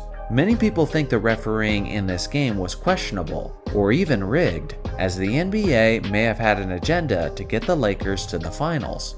That may or may not have been the case. But what was even more questionable than the refs' motives was the Blazers' ability to handle the pressure, as they went completely scoreless for an 8-minute stretch in that fourth quarter, including 13 straight missed field goal attempts. Needless to say, the Blazers choked away the game as the Lakers went on to win the NBA championship. Despite having a deep and talented roster worthy of a championship, the early 2000s Blazers just couldn't stop stumbling over their own feet, as the team was deeply affected by their off-the-court issues, which earned them the nickname the Jailblazers. Along with that, they lacked maturity late in games, as players like Rasheed Wallace were consistently receiving technical fouls at a record rate. Based on their depth and their talent, this squad should have won a title. But instead, by the mid-2000s, the franchise was completely in rebuild mode. They appeared as if they were finally ready to turn their misfortunes around, as they had the first overall pick of the 2007 NBA Draft. History would repeat itself though, as Portland once again had their eyes set on a 7-foot big man, this time a player by the name of Greg Oden. They took Oden with the first pick, and the player they passed up to do so was the incredible scoring assassin Kevin Durant. Due to his various injuries, Oden would only play 105 regular season games in his very short basketball career, and he had completely retired from the NBA by only the age of 26. Meanwhile, Kevin Durant would go on to be a 2-time NBA champion, a 2-time Finals MVP, an MVP, and is now widely recognized as one of the greatest players of all time. It was just like Sam Bowie and Michael Jordan all over again. Even though they botched yet another golden opportunity in the draft, it didn't yet appear as if all hope was lost, as the Blazers still had one of the most lethal weapons in the league, the young shooting guard Brandon Roy. At his peak, Kobe Bryant referred to Roy as the toughest player to guard in the entire Western Conference. But just like every other bright spot in Blazers history, this one didn't last very long either. After making 3 straight All-Star teams, Roy's knees had deteriorated to such an extreme extent that he no longer had any cartilage between the bones. By the time he was 26 years old, he had played his final game with the Portland Trail Blazers. Here's the thing. As I mentioned earlier in this video, the Blazers are the most cursed franchise in the league, not necessarily because of how bad they are, but because of how promising they appear to be time and time again, just to end up leaving their fan base incredibly disappointed. And here's a stat that perfectly sums that up. From 1983 to 2003, the Blazers went to the playoffs for an impressive 21 consecutive seasons, and yet never won a single championship during that stretch. That's the longest streak of playoff berths without a championship in NBA history. To put that in perspective, the Spurs had a streak of 22 seasons where they made the playoffs and they won 5 championships in that stretch. The Celtics had a streak of 19 seasons and won 11 championships, and the Lakers had a streak of 17 seasons and won 5 championships. That pretty much sums up the Portland Trail Blazers as an organization. Typically, they're not good enough to win championships, but they're also consistently average, which means they're rarely in the draft lottery, which almost completely ruins their chances to acquire franchise players. And even then, when they are in the draft lottery, the universe still finds a way to screw it up for them, just like it did in these instances. All in all, the Blazers should have numerous championship banners in the rafters. They should have the jerseys hung of 2 of the greatest players of all time, and they should have several more Hall of Famers in their history. But unfortunately, injuries repeatedly destroyed those careers. This man had nicknames like Goliath and the Record Book for a good reason. He regularly had all-around performances that resulted in video game stat lines. The only reason why they don't blow our minds when we hear them is because we've already heard them so many times. Now, concerning Wilt's greatest games, he has many, but some are so insane that they demand all the attention and overshadow the others as a result. Everyone knows about his 100 points in 1962, his incredible quintuple-double game, his 55-rebound game against Bill Russell, and even his 78-point and 43-rebound game against Elgin Baylor and the Lakers. The thing is, Wilt has some other incredible performances that if they were achieved by literally anyone else, they would be immortalized in basketball history. But because it was Wilt that did it, it was just seen as another night and has flown under the radar. Today, we're diving into some of those games as we appreciate the greatest games from Wilt that no one talks about. First off, January 13th, 1962, when Wilt Chamberlain's Philadelphia Warriors defeated Walt Bellamy and the Chicago Packers 135-117. Wilt played all 48 minutes and dropped a ridiculous 73 points and 36 rebounds on 60.4% shooting. Wilt clearly only had one thing on his mind this night, as he didn't record a single assist. January 25th, 1960, when Wilt Chamberlain's Philadelphia Warriors defeated the Detroit Pistons 127-117. This was Chamberlain's rookie season, and he was still in his early 20s. But despite being the new kid on the block, he still dominated on a historic level, with 58 points, 42 rebounds, and 4 assists on 58.5% shooting. His 58 points is still the most points ever scored by a rookie in a single game, and his 42 rebounds is also the most by a rookie, with the exception of 3 other nights that eclipsed this total during that same rookie season. On February 9th, 1969, Wilt Chamberlain's Los Angeles Lakers defeated the Phoenix Suns as he poured in 66 points, 27 rebounds, and 4 assists. Incredibly, he made 29 out of his 35 shots, which is a field goal percentage of 82.9%. In terms of field goal percentage, this is still the most efficient scoring performance in NBA history by a player with at least 60 points. This remarkable performance came pretty late in his career, as it was not only his last 60-point game, but it was even his last 50-point game that he would ever have. On February 2nd, 1968, Wilt's 76ers defeated the Detroit Pistons 131-121, and he didn't just have a triple-double on this night, but he actually got 2 triple-doubles worth in the same game, as he put up 22 points, 25 rebounds, and 21 assists on 69.2% shooting. To this day, Wilt and Russell Westbrook are the only 2 players in league history to achieve the 20-20-20 triple-double.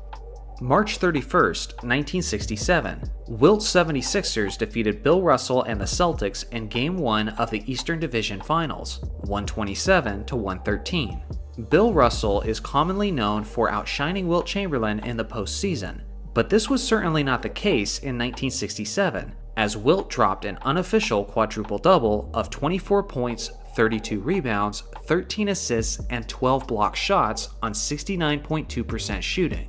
His 12 block shots were tracked by the respected Harvey Pollack, years before the league made blocks an official stat. If this quadruple-double was recognized as an official achievement, then it would still stand today as the only quadruple-double in NBA playoff history. And the fact that it came against arguably the greatest defender ever only makes it more impressive. On February 24, 1967, Wilt's 76ers defeated the Baltimore Bullets 149-118.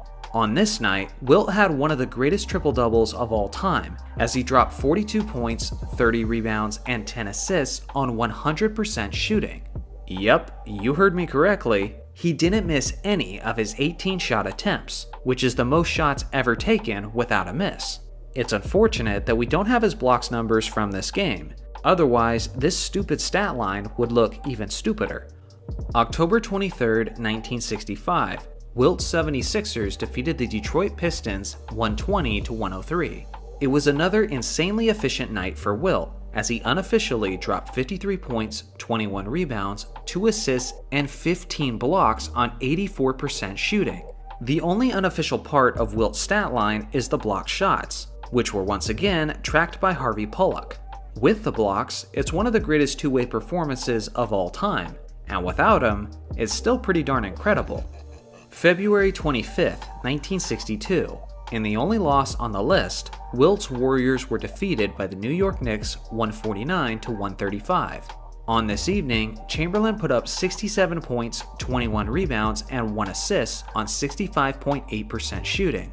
Now this game by itself is incredible, but what's most significant about this performance is that it was the beginning of an incredible streak. Other than Wilt Chamberlain, no player in NBA history has ever scored at least 60 points in back-to-back games.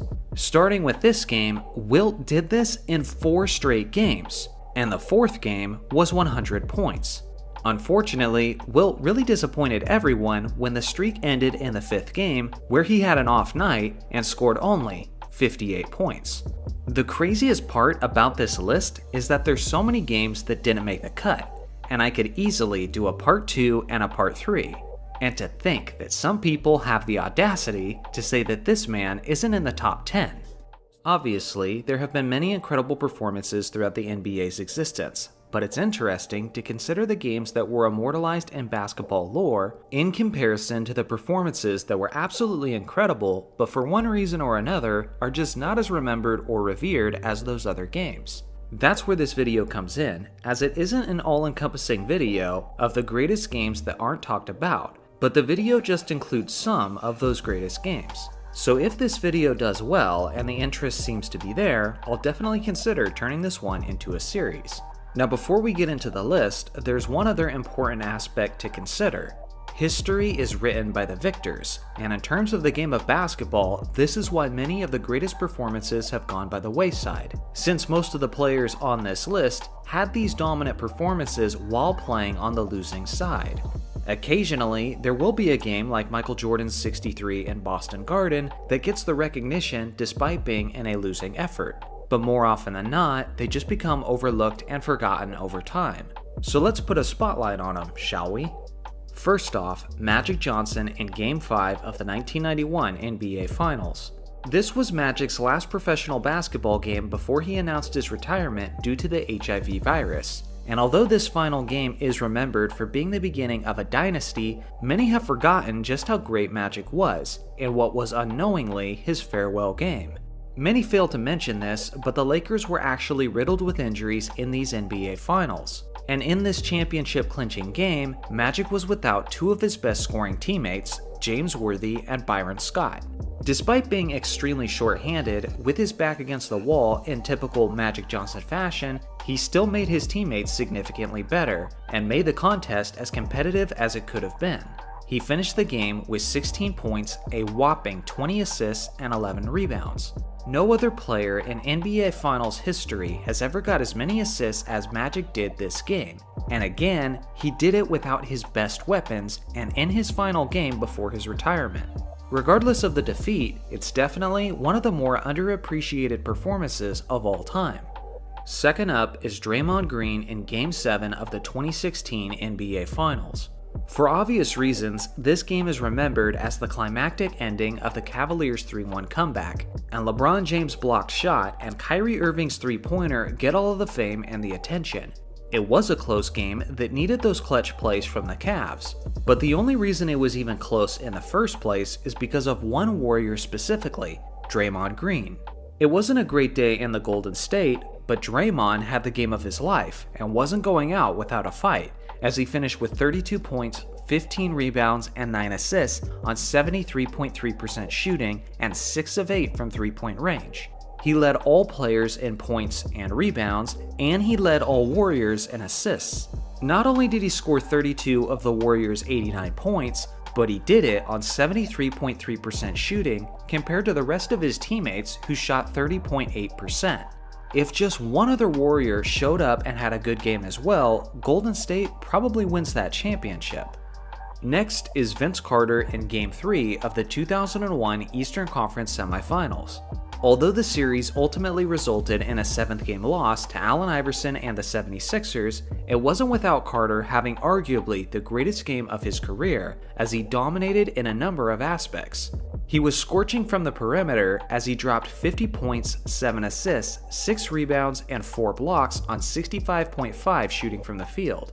He was also 9 of 13 from three-point range, which is 3 times as many three-pointers made as the entire 76ers team. It's easy to simply remember Carter for his above-the-rim athleticism, but at his best, he was also an elite sniper from three-point range and one of the best all-around scorers that the game had to offer. Fourth up is David Thompson in his last regular season game of the 1978 season. On April 9, 1978, David Thompson had one of the most explosive yet efficient scoring performances of NBA history. The fact that the game isn't on film and the fact that the Nuggets lost the game are the two major reasons why this performance doesn't get as much attention as it deserves. Thompson was trailing George Gervin by only 14 points for the league scoring crown, so Thompson obviously wanted to have a great scoring night, and that's exactly what he did. To start the game, David made a ridiculous 20 out of his first 21 shots, which is insanely efficient, especially when you consider the fact that he was a perimeter shooting guard. He finished the game with 73 points and 7 rebounds on 73.7% shooting, but unfortunately, Denver lost the game to the Detroit Pistons 139-137. Unfortunately for Thompson, he didn't win the scoring title either, as George Gervin scored 63 points of his own later that evening. Next is Kobe Bryant in Game 6 of the first round of the 2006 playoffs. It was the second-seeded Phoenix Suns and the 7th-seeded Los Angeles Lakers, and what many people remember about this series is Kobe's iconic game winner in Game 4 and the Lakers blowing the 3-1 lead to the Suns. But Kobe did everything he could in Game 6 to try to win the series. It was the highest scoring playoff game of his career, and the array of difficult baskets he was hitting down the stretch was nothing short of amazing. Kobe finished the game with 50 points, 8 rebounds, 5 assists, and 3 steals on 57.1% shooting. If the Lakers had simply snagged a crucial rebound in the final moments of the game, then they would have won the series. And instead of being overlooked, this performance from Kobe would be remembered as one of the greatest of playoff history. Next on the list is John Stockton in Game 5 of the 1988 Western Conference Semifinals. It was a matchup with the defending champion Los Angeles Lakers, with the series tied at 2 games apiece. In this pivotal 5th game in Los Angeles, John Stockton had one of the best games the league has ever seen from the point guard position. He played all 48 minutes for his Jazz and poured in 23 points, 24 assists, 3 rebounds, and 5 steals on 50% shooting. His 24 assists is tied with Magic Johnson for the most assists ever accumulated in an NBA playoff game. Despite his heroic effort, it still wasn't enough to defeat the star-studded Lakers, as Michael Cooper hit the game-winning jumper with just seconds remaining, with a final score of 111-109. Seventh on the list is Rajon Rondo in Game 2 of the 2012 Eastern Conference Finals. This series is obviously remembered for LeBron's evil face, and the way he dominated Game 6 in what was arguably his greatest playoff game of his career. The Miami Heat ultimately won the series in 7 games, despite Boston's best shot. Many people forget that the best player in this series wasn't any of the Celtics' famous Big Three, but it was actually their starting point, as Rondo had himself quite a ball game in Game 2 in Miami, where he dropped 44 points, 10 assists, 8 rebounds, and 3 steals on 75.1 true shooting percentage. Around this time frame, it wasn't uncommon for Rondo to put up ridiculous stat lines like this one, and I think many have already forgotten just how good prime Rondo was for a 3-season stretch with the Celtics. Last on today's list is Hakeem Olajuwon in Game 6 of the 1987 Western Conference Semifinals. He was still very young, but had all the skills to dominate the game in numerous ways, and on this night, the Seattle Supersonics got to experience the dream firsthand. Facing elimination, Hakeem mustered up one of the most clutch performances the league has ever seen from a big man, as he scored 49 points, brought down 25 rebounds, and blocked 6 shots on 57.6% shooting. Fortunately for Seattle, the extremely talented Sonics had some strong weapons of their own, and were able to win the game with a final score of 128 to 125.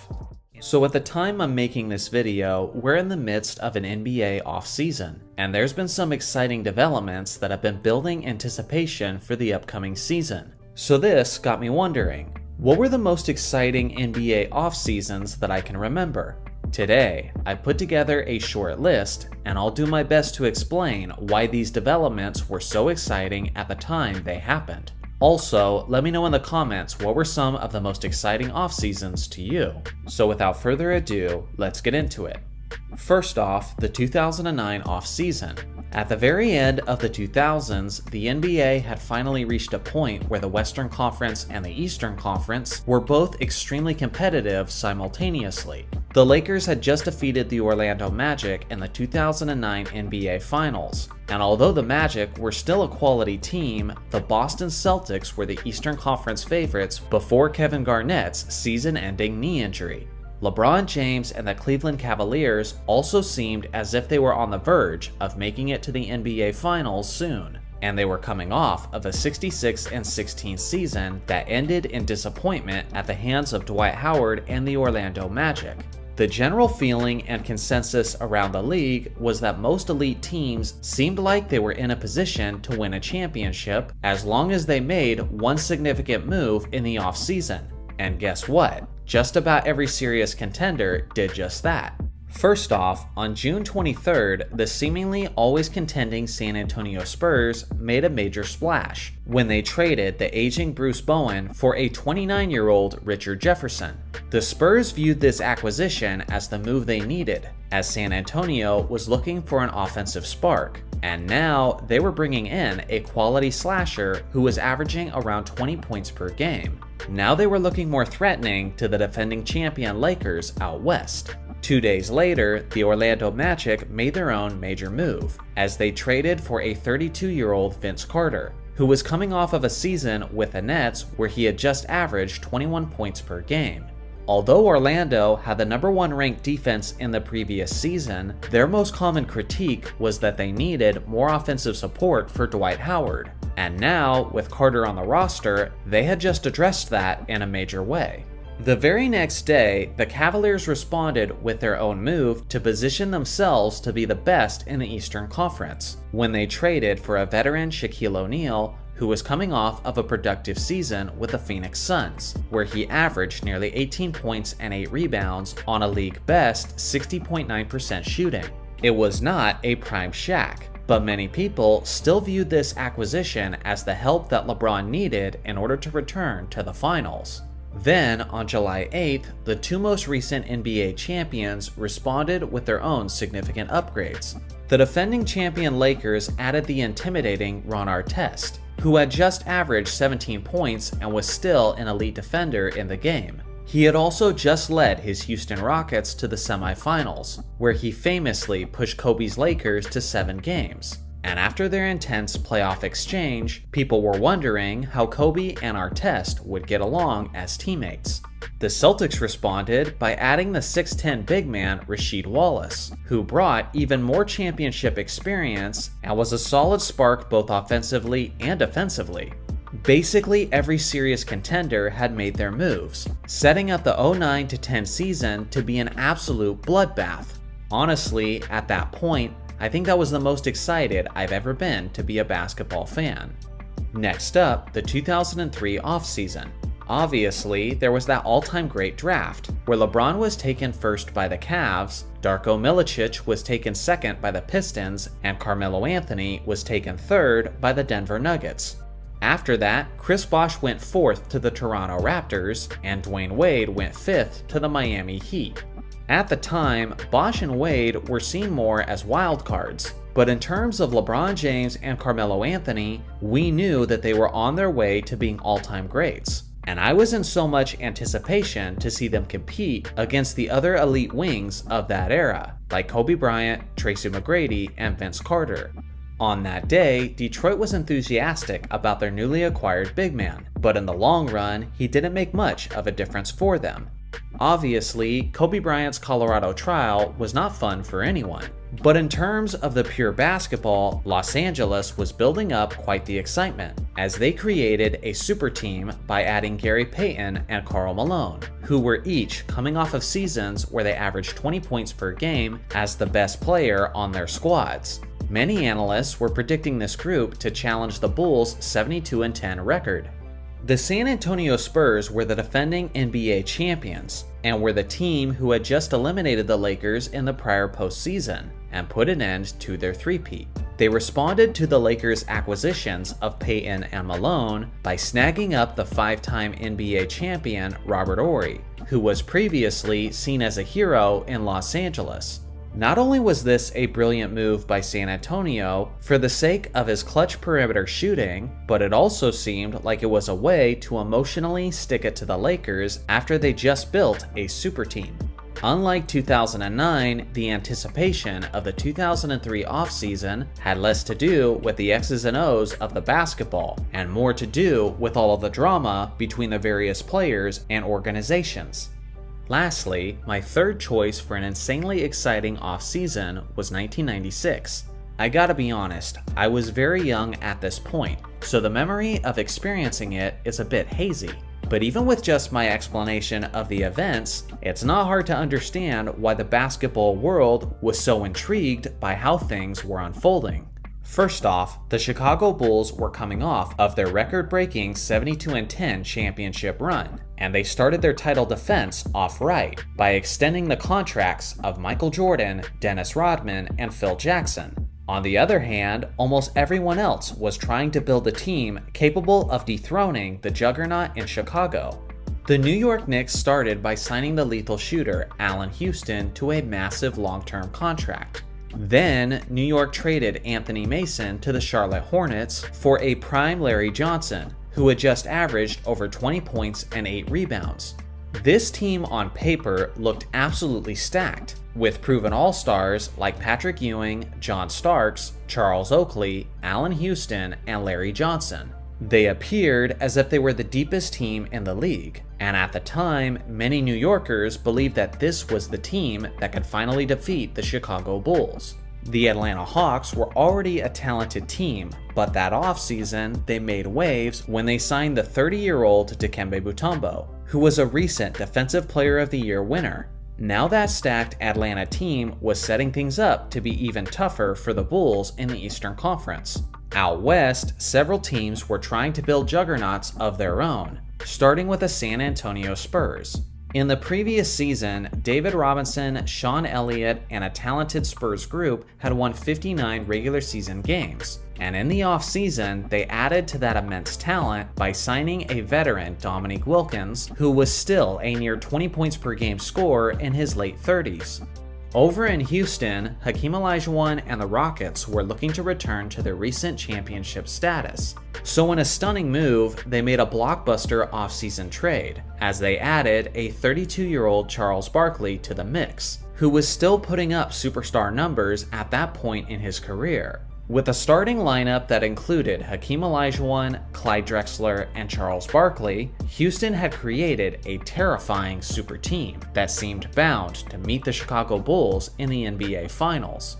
The Lakers did not have a super team, but they still made the biggest splash of that offseason by luring Shaquille O'Neal away from the Orlando Magic and signing him to a massive contract. On top of that, there was the NBA draft, where the Lakers traded for a young kid straight out of high school, Kobe Bryant.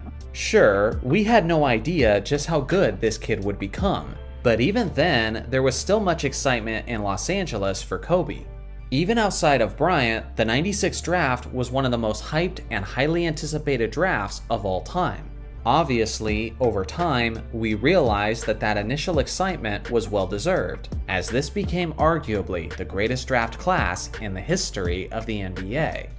Scottie Maurice Pippen. To many people, he's the greatest Robin to ever play in the NBA, and others don't even think that title is positive enough, as they claim that the Bulls dynasty was more of a Superman and Batman type of dominance. When you look at the Bulls' 6 championships in 8 years, there's no question that Scottie was an integral part of their success, and that there's absolutely no way Jordan's legacy is what it is today without his 6'7" wingman by his side. But the thing that's often forgotten, overlooked, or just never realized is that Pippen had a lot of legacy-defining moments after Michael Jordan retired from the Bulls in 1998, and I think the twilight of his career is significantly more fascinating than most people realize.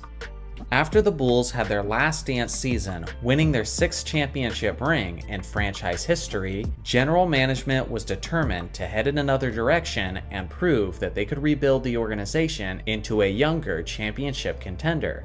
As a result, Phil Jackson was given the door, Michael Jordan retired, and a 33-year-old Scottie Pippen was traded to the Houston Rockets in exchange for Roy Rogers and a second-round draft pick. In hindsight, this was one of the worst trades in Bulls history, as Rodgers and the second-round draft pick never amounted to much of anything. On the other hand, Pippen was heading to Houston, where he was joining a starting lineup that included Hakeem Olajuwon and Charles Barkley. Now sure, when you look at an image of these 3 legends in the same uniform, it certainly looks like a super team. But before you completely jump to that conclusion, it's important to know the context of that situation. Charles Barkley was 35 years old and was not in the shape that he once was. Hakeem Olajuwon was nowhere close to his peak form, as he was 36 years old and had only played 47 games in the previous season due to injuries. Before Pippen joined, the Barkley, Drexler, and Olajuwon-led Rockets only had a 41-41 record in the 97-98 season, and they were eliminated out of the first round of the playoffs. Hypothetically, at an earlier time, a trio of Barkley, Olajuwon, and Pippen may have been one of the greatest teams of all time. But at this point, Pippen was basically joining a retirement home for NBA superstars. The 98-99 season was also a lockout-shortened season, with what I believe was the most grueling schedule in league history. Because the league took so long to agree upon a collective bargaining agreement, regular season games didn't start until February 5th of 1999. This meant that teams had to play 50 games in just 90 days. Quite often, teams had to play games on back-to-back-to-back nights. At one point, Houston had played 9 games in just 13 days. This non-stop schedule was going to be especially brutal on an older team like the Houston Rockets. With that being said, the Stars put in their best efforts, as Pippen and Olajuwon played all 50 games, and Barkley played 40 out of the 50 games. Throughout the regular season, Pippen averaged 14.5 points, 6.5 rebounds, 5.9 assists, and 2 steals on 43.2% shooting, which was reduced numbers from his previous season in Chicago. But some of that may have been because of the fact that he had to share the ball with more offensively minded stars in Houston. He provided the team some fast break basketball and was the anchor of the squad's perimeter defense, which is why he earned a first-team All-Defense selection. The Rockets finished the regular season with a 31-19 record, securing the 5th seed in the Western Conference playoffs. In the first round, they were going up against a much younger Lakers team, led by Shaquille O'Neal and Kobe Bryant. This is where things first got weird for Scottie's career after Jordan. In this specific series, Scottie likely had the worst playoff game of his career and the best playoff game of his career. Houston narrowly lost Game 1 with a final score of 101-100, but Pippen did his part, putting up 14 points, 10 rebounds, and 8 assists. But in Game 2 in Los Angeles, the Lakers were on fire from the field, while Scottie couldn't get anything going as he scored just 3 points on 0 of 7 shooting from the field. After this performance, the narrative was beginning to swirl in the media that Pippen had reached the end of his productive career. With his abilities in question and in a 0-2 hole against a younger squad, Pippen responded like the proven champion that he is, and in Game 3, he completely took over, as a helpless Kobe Bryant could do nothing to slow him down. Scottie dropped a playoff career high of 37 points and added 13 rebounds and 4 assists on 44.4% shooting, as he played all 48 minutes. He did all of that while a superstar teammate Hakeem Olajuwon only scored 5 points on 2 of 12 shooting. This resulted in a much-needed blowout victory for Houston. But in Game 4, the Lakers handled their business, closing out the series in the 4th game. Scottie attempted to go down fighting, and although he filled up the stat sheet, he didn't do it very efficiently, as he had 19 points, 17 rebounds, 5 assists, and 2 steals, on only 6 of 23 shooting. At the conclusion of that season, a frustrated Scottie requested a trade, and part of that frustration was because of his poor relationship with Charles Barkley behind the scenes. Later on, Barkley expressed his thoughts on Pippen requesting a trade, saying, "For him to want to leave after 1 year, it disappointed me greatly. The Rockets went out of their way to get Scottie, and the fans have treated him well, so I was just disappointed in him." To this, Pippen responded publicly by saying, "I wouldn't give Charles Barkley an apology at gunpoint. He can never expect an apology from me. If anything, he owes me an apology for coming to play with his fat butt." Well, he said he would never apologize. Not even at gunpoint. But as you know, I always carry a gun with me. So there is a chance. There's a chance. I'm gonna go to my truck and get my gun and see. So if I get arrested for murder, y'all know he didn't apologize. As a result, the Rockets did meet Pippen's request and traded the small forward to the Western Conference contenders, the Portland Trail Blazers. Portland was a very talented yet youthful team that was in desperate need of veteran experience and leadership, and Pippen was seen as the suitor for that role. Due to his increasing age, Scottie's minutes took a significant dip from his season in Houston, but he remained an all-around productive player, as he played all 82 games, averaging 12 points, 6 rebounds, 5 assists, and 1.4 steals on 45% shooting. He was also honored on the NBA's second all-defensive team.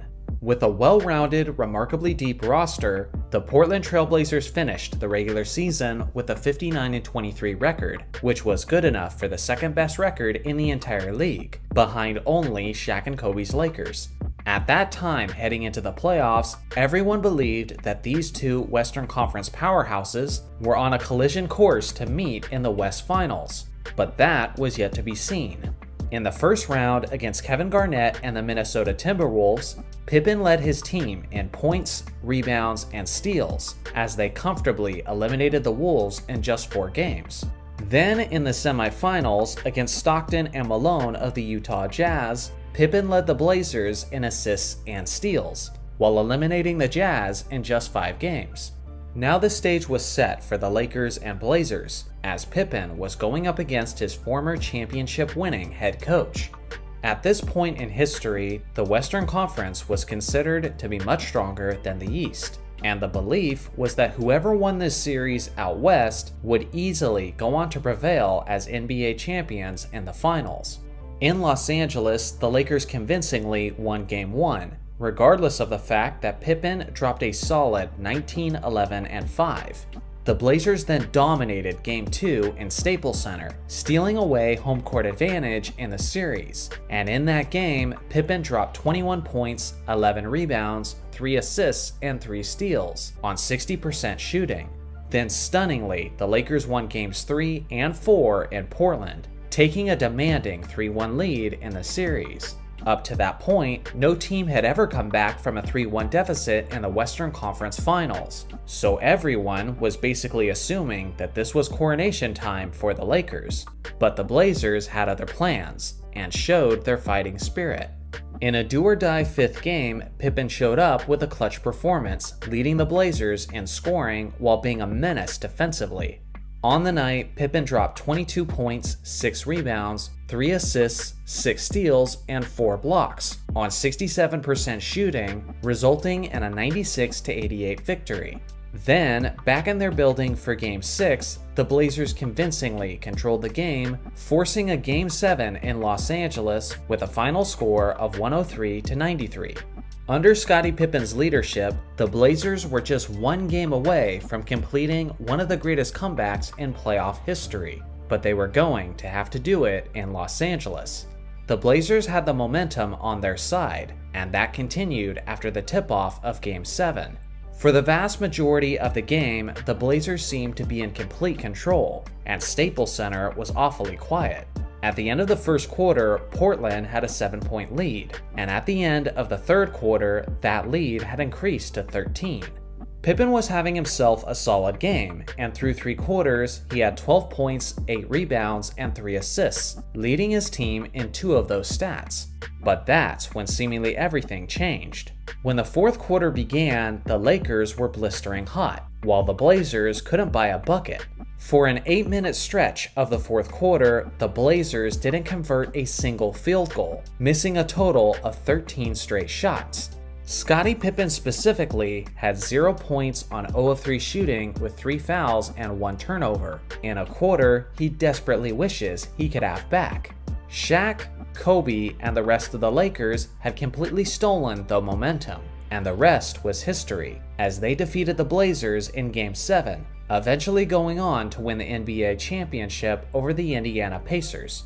Many people don't realize this, but given the fact that the West was expected to dominate the East, regardless of who the conference winners were, Scottie was basically 1 quarter away from winning another championship ring as the leader of his squad.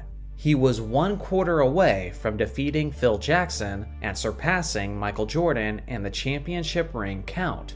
Unfortunately, this was Pippen's last real shot at an additional championship ring, as his Blazers were swept out of the first round of the playoffs in the next 2 seasons by the clearly superior Lakers team, meaning that Pippen was eliminated by the Lakers in 4 straight seasons. At the end of the day, Scottie Pippen is much more than simply a sidekick to Michael Jordan. But when we look at his career post-Jordan, we see that he had one of the weirder rollercoaster finales of an NBA Hall of Famer, as it included drama, remarkable highs, and some terrible, remarkable lows. The NBA has 2 major conferences, the Western Conference and the Eastern Conference, and for as long as the NBA has been a thing, the winner of each conference are the teams who play in the NBA Finals. The thing is, that doesn't necessarily mean that the 2 best teams in the league are being represented in the NBA Finals, because decently often, the 2 best teams in the league are actually within the same conference. Today, we're looking at 4 instances where the 2 best teams were clearly battling in the conference finals, rather than the NBA Finals. Let's get into it. First off, the 1971 West Finals. The winner of the East Conference was about as improbable of a winner as they come.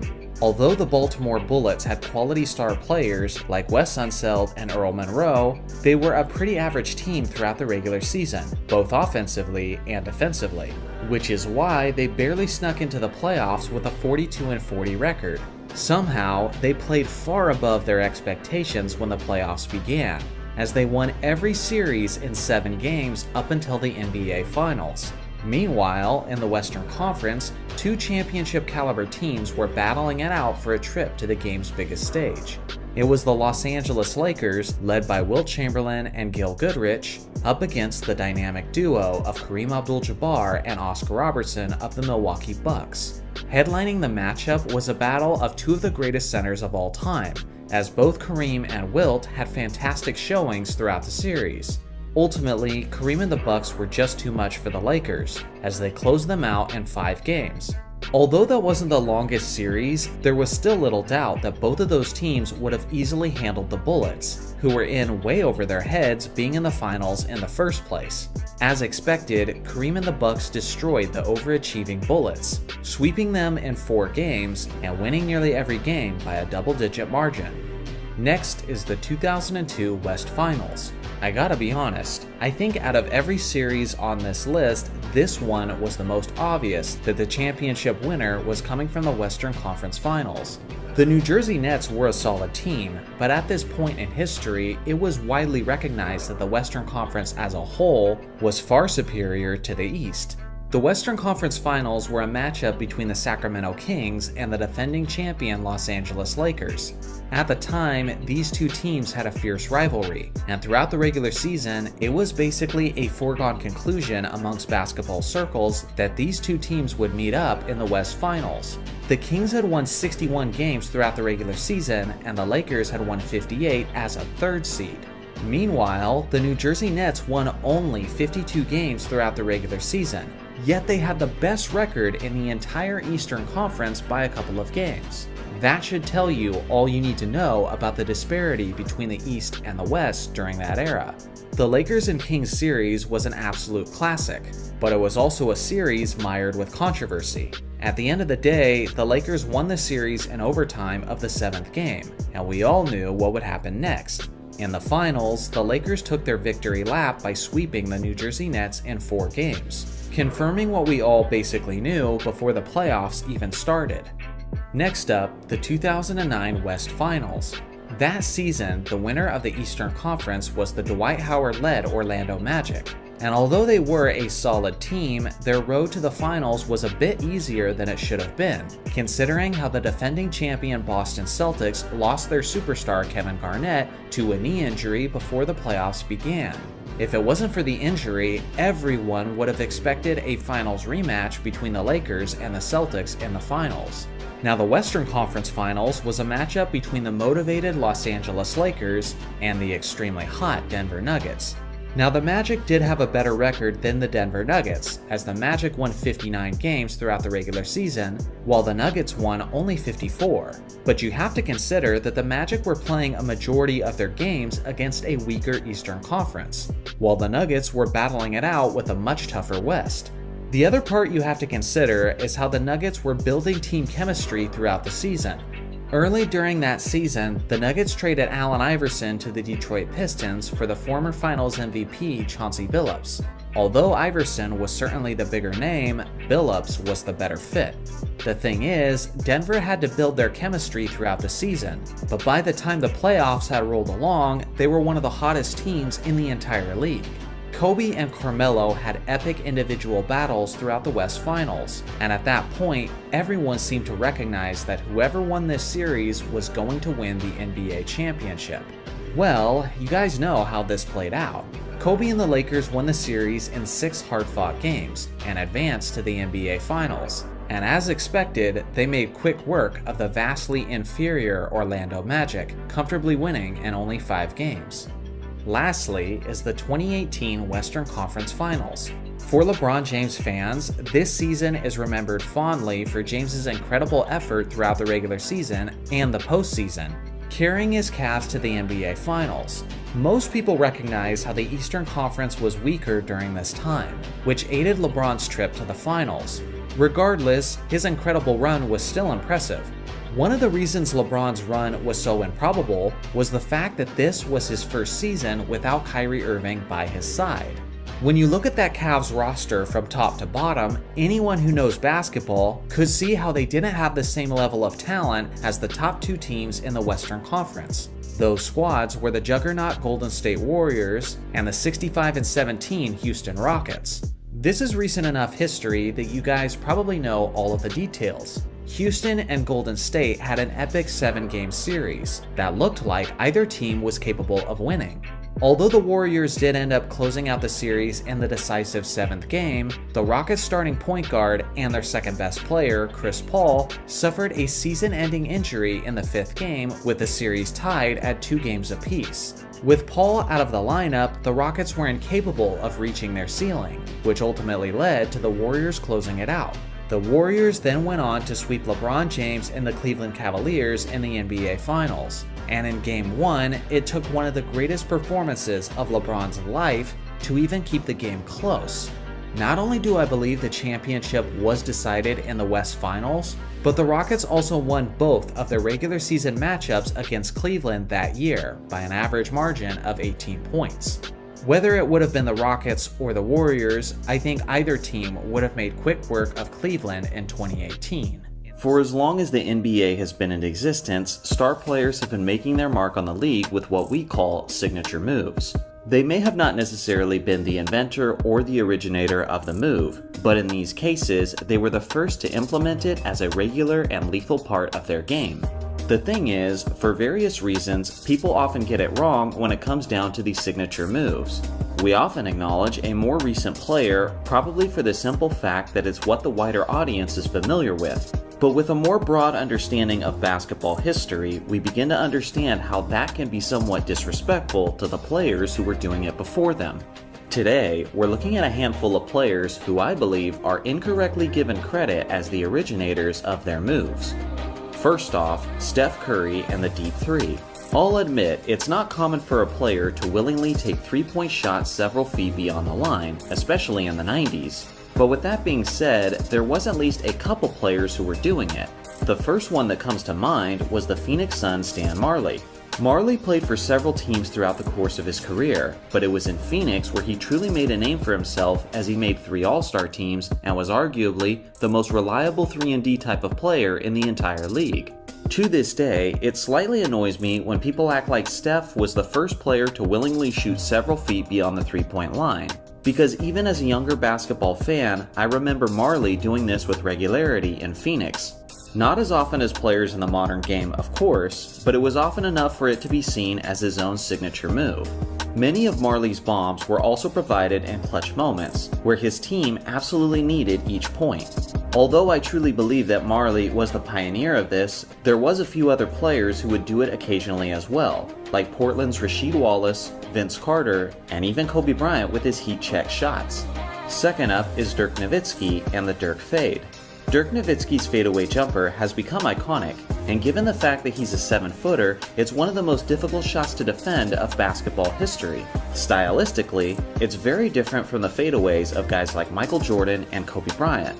But with that being said, he still wasn't the first player to regularly implement this style into his jump shot. Decades before Dirk ever played his first professional game, Wilton Norman Chamberlain was scoring over the top of centers with that style of a fadeaway. Contrary to popular belief, this was a pretty common method of scoring from Wilt, as it was not only well known among his peers, but there's also entire compilation videos on YouTube of Wilt making these shots. Seeing how he had an extremely high release point, how he's 7 foot 1 inches tall with a 7 foot 8 inch wingspan, and how he had an elite vertical leap, Wilt bolstered arguably the most indefensible fadeaway that the game has ever seen.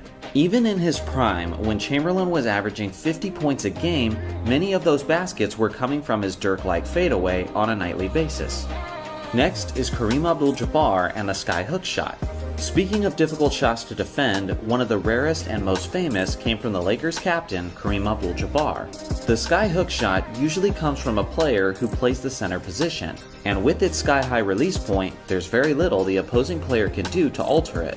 The vast majority of Kareem's 38,000 points were scored with this move, so obviously it comes as no surprise that it's most often associated with the NBA's all-time leading scorer. The thing is, he wasn't the originator of this move, not even close, as many players were doing it for decades before him. The first superstar to incorporate it into his game and use it with extreme lethality was the first Lakers legend, George Mikan. Not only did the 6'10" big man win numerous championships as the Lakers' leader, but he was also the man who frequently carried the team offensively, and the bread and butter of his offensive arsenal was his skyhook shot. If I haven't yet made my point of just how powerful and integral this shot was to his game, consider this. For 3 straight years, Mikan led the league in scoring with a near 30 points per game average, and he did this at a time when entire teams were averaging around 80 points per night.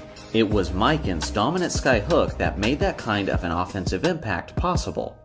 Next is Isaiah Ryder and the East Bay Funk Dunk. The between-the-legs dunk has become a staple of the NBA dunk contest, and it doesn't appear to be leaving anytime soon. Players continuously try to find different variations of this dunk as a means to gain higher scores with the judges. The thing is, the popular belief among basketball fans is that Isaiah Rider introduced it in 1994, Kobe Bryant solidified it in 1997, and Vince Carter made it iconic in 2000. But before each and every one of those instances, a player did the between-the-legs dunk in a dunk contest, but unfortunately, no one seemed to remember it. It came by a gifted athlete by the name of Orlando Woolridge in 1984. This was actually the first dunk contest of NBA history, and the winner of that contest was actually the Phoenix Suns' Larry Nance. With that being said, it was Woolridge who made history earlier in the contest when he made this East Bay dunk.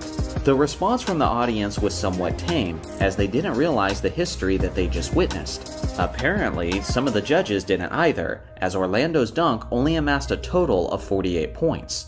This dunk went so under the radar that many basketball fans still believe that Rider was the originator of it in the NBA. But if you ever hear any fans say such a thing, be sure to remind them of this forgotten gem.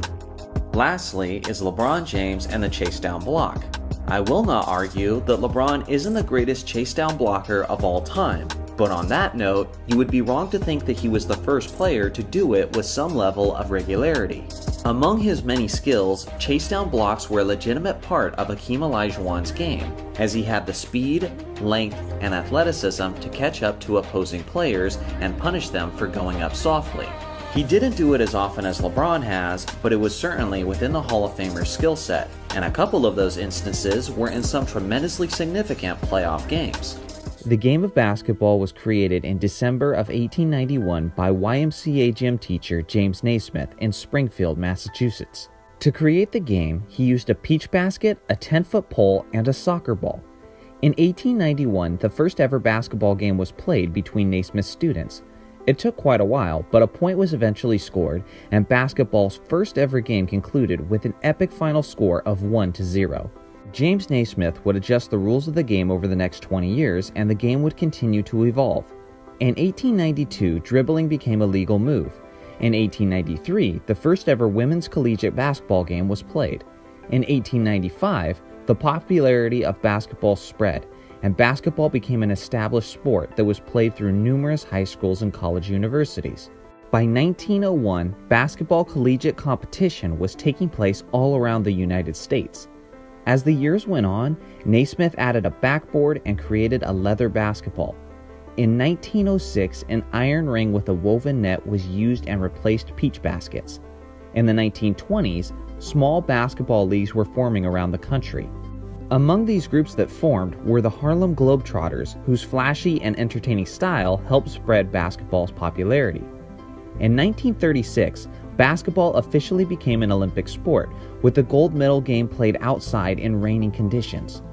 In 1937, professional basketball established the NBL, meaning the National Basketball League, which became the first official pro basketball league.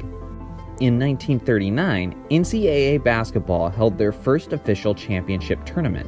In 1946, competition arose for the NBL. The BAA, which means the Basketball Association of America, was established by Walter Brown. The NBL's popularity was slightly greater than the new BAA, but the BAA was quickly on the rise while hosting major basketball games in the Boston Garden and Madison Square Garden. From 1946 to 1949, the two leagues competed intensely to be the top basketball league in America. That was until August of 1949. Leaders of the NBL and the BAA met at the Empire State Building, and the two groups agreed to a merger of both leagues, which became the National Basketball Association, or of course as we know it, the NBA.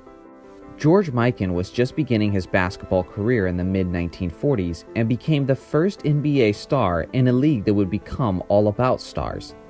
In 1954, the 24-second shot clock was introduced to the NBA to expedite the game's tempo.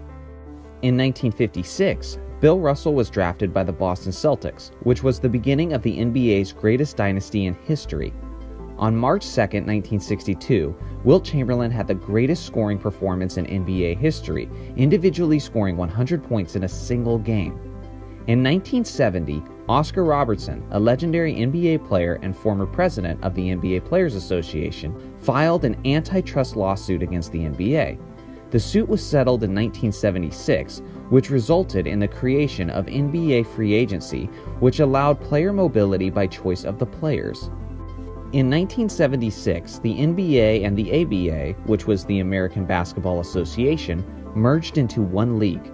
The NBA treated it as an expansion and absorbed 4 teams from the ABA, increasing the league from 18 to 22 teams. In the 1970s, the league's popularity had taken hits amidst on-court violence and alarming amounts of drug abuse throughout the association. In 1978, Larry Bird was drafted by the Boston Celtics, and in 1979, Magic Johnson was drafted by the Los Angeles Lakers. This sparked the greatest rivalry in NBA history, which led the NBA to record heights of popularity and viewership. And Magic and Bird are now commonly seen as the saviors of the NBA. In 1984, Michael Jordan was drafted by the Chicago Bulls. Michael would be the one to take the torch from Bird and Magic, and Jordan would carry the league to new heights throughout the 1990s. In 1992, the USA Olympic basketball team included NBA players for the first time in Olympic history. Led by Jordan, Magic, and Bird, the Dream Team dominated the Barcelona Summer Olympics, and the team is commonly credited for increasing the NBA's popularity onto a global scale. After Jordan's final retirement in 2003, players like Kobe Bryant, LeBron James, Tim Duncan, Allen Iverson, and Steph Curry took the torch and have helped the NBA's brand grow into the league we know and love today. If you've ever been a part of NBA debates that involve discussions about the 1980s, then you know that people can be pretty divided on their opinions on the style and quality of basketball that came from that era, and even about what that era represented. As someone who loves that era of NBA basketball and who has personally watched hundreds of hours throughout my life of it, I feel like I can offer a bit of clarification on how people can accurately view this decade. I want to start by tackling several aspects about the decade and talk about what's true, what isn't true, and what you might have not known. First, we'll start with one of the most argued over topics, defense. The current perception of 80s defense depends on who you ask. If you ask a fan from an older generation, more often than not, they're going to tell you that defense was greater at that time, that back then, they played grown man defense. They would always punish each other physically back then, and nowadays, they can barely even touch each other. This is their narrative. But if you ask a lot of younger fans, they don't have to deal with the nostalgia bias, but they also have the disadvantage of not actually watching those games. Those younger fans will say things like defense was less advanced back then, and that it was easier to score and not as physical as advertised. There's even compilation videos on YouTube of bad defense from the 80s, where guys are given little resistance and minimal hustle and effort is on display. So what gives? You've got two different groups saying totally opposite things about a specific decade. Well, as usual, the truth lies somewhere in the middle and a little off to the side. Let's start with the facts and details we know about 80s basketball. In today's current NBA, teams average 111.7 points per game, which is really high. It's actually the highest since the days Wilt Chamberlain played basketball. Now, the 1980s was actually very close in total offense. Throughout that decade, teams usually averaged around 109 points per game, which is also a lot of offense. Not only that, but throughout the 80s, teams shot 48% from the field compared to today's 46%. In fact, in terms of field goal percentage, the 1980s were the most efficient decade in all of NBA history. I could break down all the statistical league averages in detail, but here's what you need to know. Today, the league is very high scoring. The 2000s were very low, the late 90s were very low, the early 90s were high, and the 1980s were very high. So immediately, at face value, it appears the 80s defensive era narrative has been pretty overblown, based on how many points they were scoring and how efficiently they were scoring. But what we need to understand was that the biggest contributing factor to this was the pace of play. The 1980s was some of the most fast-break, transition-heavy basketball the league has ever seen. In today's game, most of the very high scoring comes from the inflation of three-point attempts. But in the 80s, it was more due to the fact that most games looked like a track meet. The Showtime Lakers of the 80s were famous for this, since Magic Johnson was always pushing the tempo. But it wasn't just them. Many teams played a fast break style, like the Denver Nuggets, who were notorious for their incredibly fast and potent offense, but also a terrible defense. The Pistons, despite their defensive perception, also ran the fast break a lot and could score a ton of points. And there were also teams like Phoenix, Dallas, Portland, and Philadelphia. So transition basketball was pretty much the norm in those days. And what do you get with a lot of fast breaks? Plenty of layups and dunks, which are easier opportunities. Easier opportunities equals a higher field goal percentage. The highest scoring game in NBA history actually came from this era, which was on December 13, 1983, when the Detroit Pistons defeated the Denver Nuggets in triple overtime, 186 to 184. These were the Pistons, who were known for their physicality, their Jordan rules, and their overall punishing defense. So how in the world could this defensively revered squad be involved in a game where the final score was in the 180s? It's starting to sound like this whole defensive era thing is just a huge myth. Well, we're not done yet, and that brings us to the next aspect that goes somewhat hand in hand with this one: physicality. One of the biggest influences in the different eras that people don't usually think of is the flagrant foul rule. Most of you know the details of the flagrant foul, but for those who don't, it's a foul where unnecessary roughness is used on another player. Many times it's called when there is a blow to the head or strong physical contact that was in no way a play on the basketball. Committing this flagrant foul can be devastating to the team that does it, because it results in either 1 or 2 free throws and maintained possession of the ball, and often an ejection of the player who committed the foul. This is a pretty good rule. It keeps players protected, it keeps players from unnecessary serious injuries, and it often keeps tense moments from escalating into really ugly situations. And this rule did not exist until 1990. That means that in the fullness of the 1980s, almost every hard foul was just considered a common foul. If this is the case, doesn't it make sense to hit the offensive player a little harder to make sure he doesn't get an and one? Doesn't it make sense to put a little extra on it if it means they think twice before attacking the basket next time? The games in the 80s weren't always played with this physically punishing nature, only when they needed to be, like for the Jordan rules or in the NBA playoffs. In the postseason, where every possession and every point counts, players would often exercise this freedom for the sake of trying to win the ball game. It wasn't that this generation of players was naturally more violent, it's that they were allowed to be. The truth is, just like modern basketball, there were players who played great defense, and there were players who played terrible defense. The key differences were the high-octane pace of play and the permissible hard fouls. In the 1980s, it was possible to have both a league where teams could score into the 120s and a league where games would become very physical and the style would change significantly. There was a term back in the day that was common among players, coaches, referees, and commentators: setting the tone. You don't hear it much anymore in today's game, but back then it was very important, and it essentially meant that they were coming out of the gates to start the game, setting the tone for the game's pace, style, and physicality. Nowadays, the game is much more consistent in terms of its style and physicality, because the rules have become much more clear on what is acceptable and what's not, what is permissible contact and what isn't. In the 80s, it was easier for players to control the game and more difficult for the referees to control the game, because pretty much anything goes. For example, it was common for teams like the Celtics and Pistons to be even more physical in matchups with the Lakers, trying to take them out of their finesse style of basketball. They came out of the gates setting the tone, and oftentimes, it worked. The next aspect is athleticism. You've heard it, and I've heard it. The idea that players back then were slower, weaker, and smaller than modern-day athletes. Is it somewhat accurate? Probably. Is it also grossly exaggerated? Probably that too. In the past 10 years of modern NBA basketball, the average height of the NBA player is 6 foot 7 inches tall and weighs 220.7 pounds.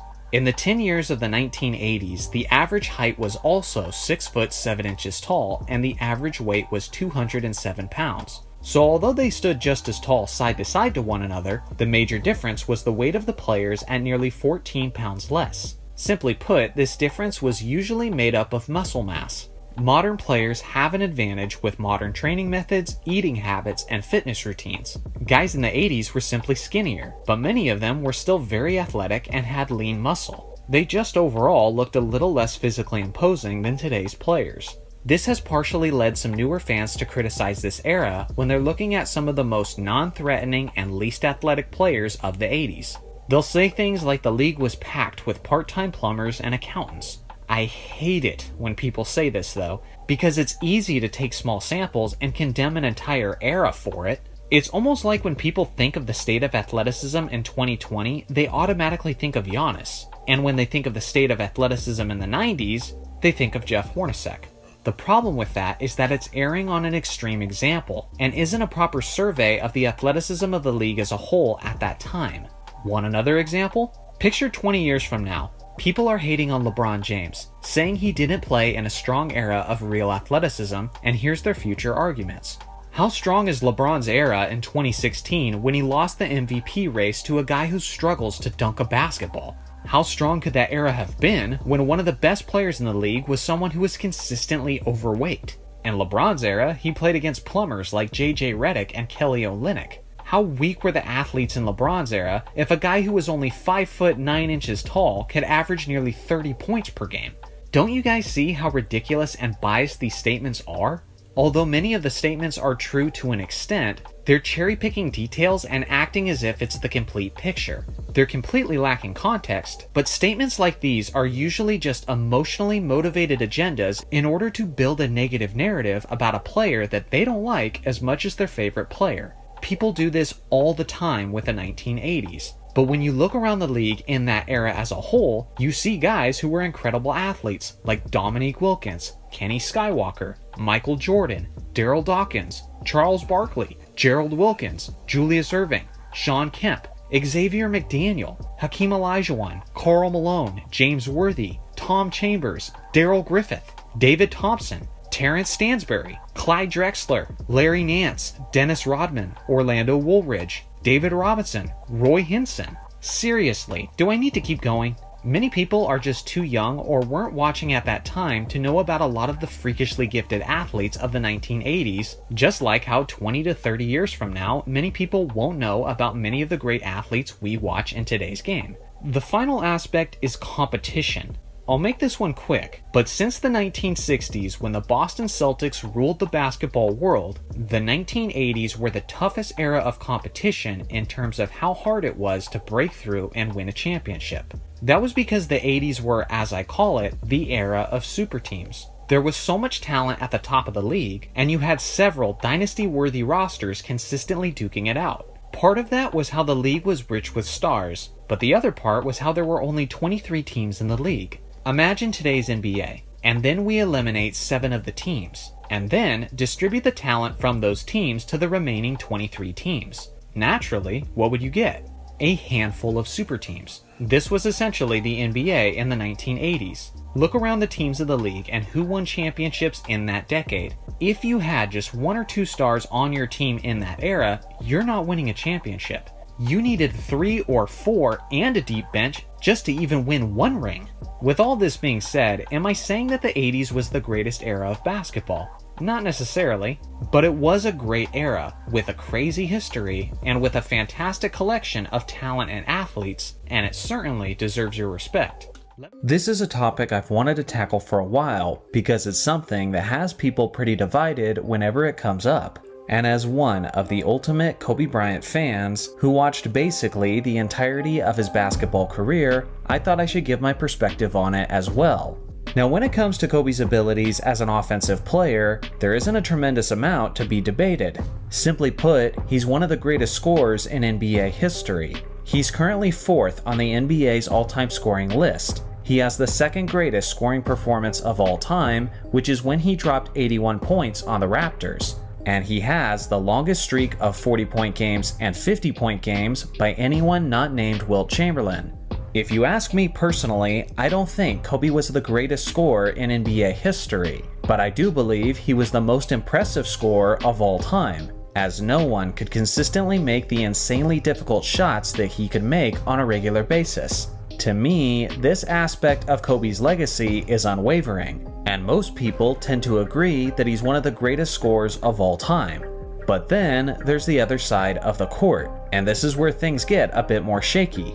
If I asked you if Kobe Bryant was one of the greatest defensive players in NBA history, what would your answer be? He certainly has the reputation of being a great defensive player, and in numerous instances, Kobe displayed what he was capable of on that end of the court. To me, the greatest example of Kobe's tenacity and defensive excellence was when he led the Redeem team in the 2008 Summer Olympics. Kobe understood full well that with that stacked roster of offensive superstars, he wouldn't need to be as aggressive offensively, and instead decided to focus his energy on the defensive end of the court.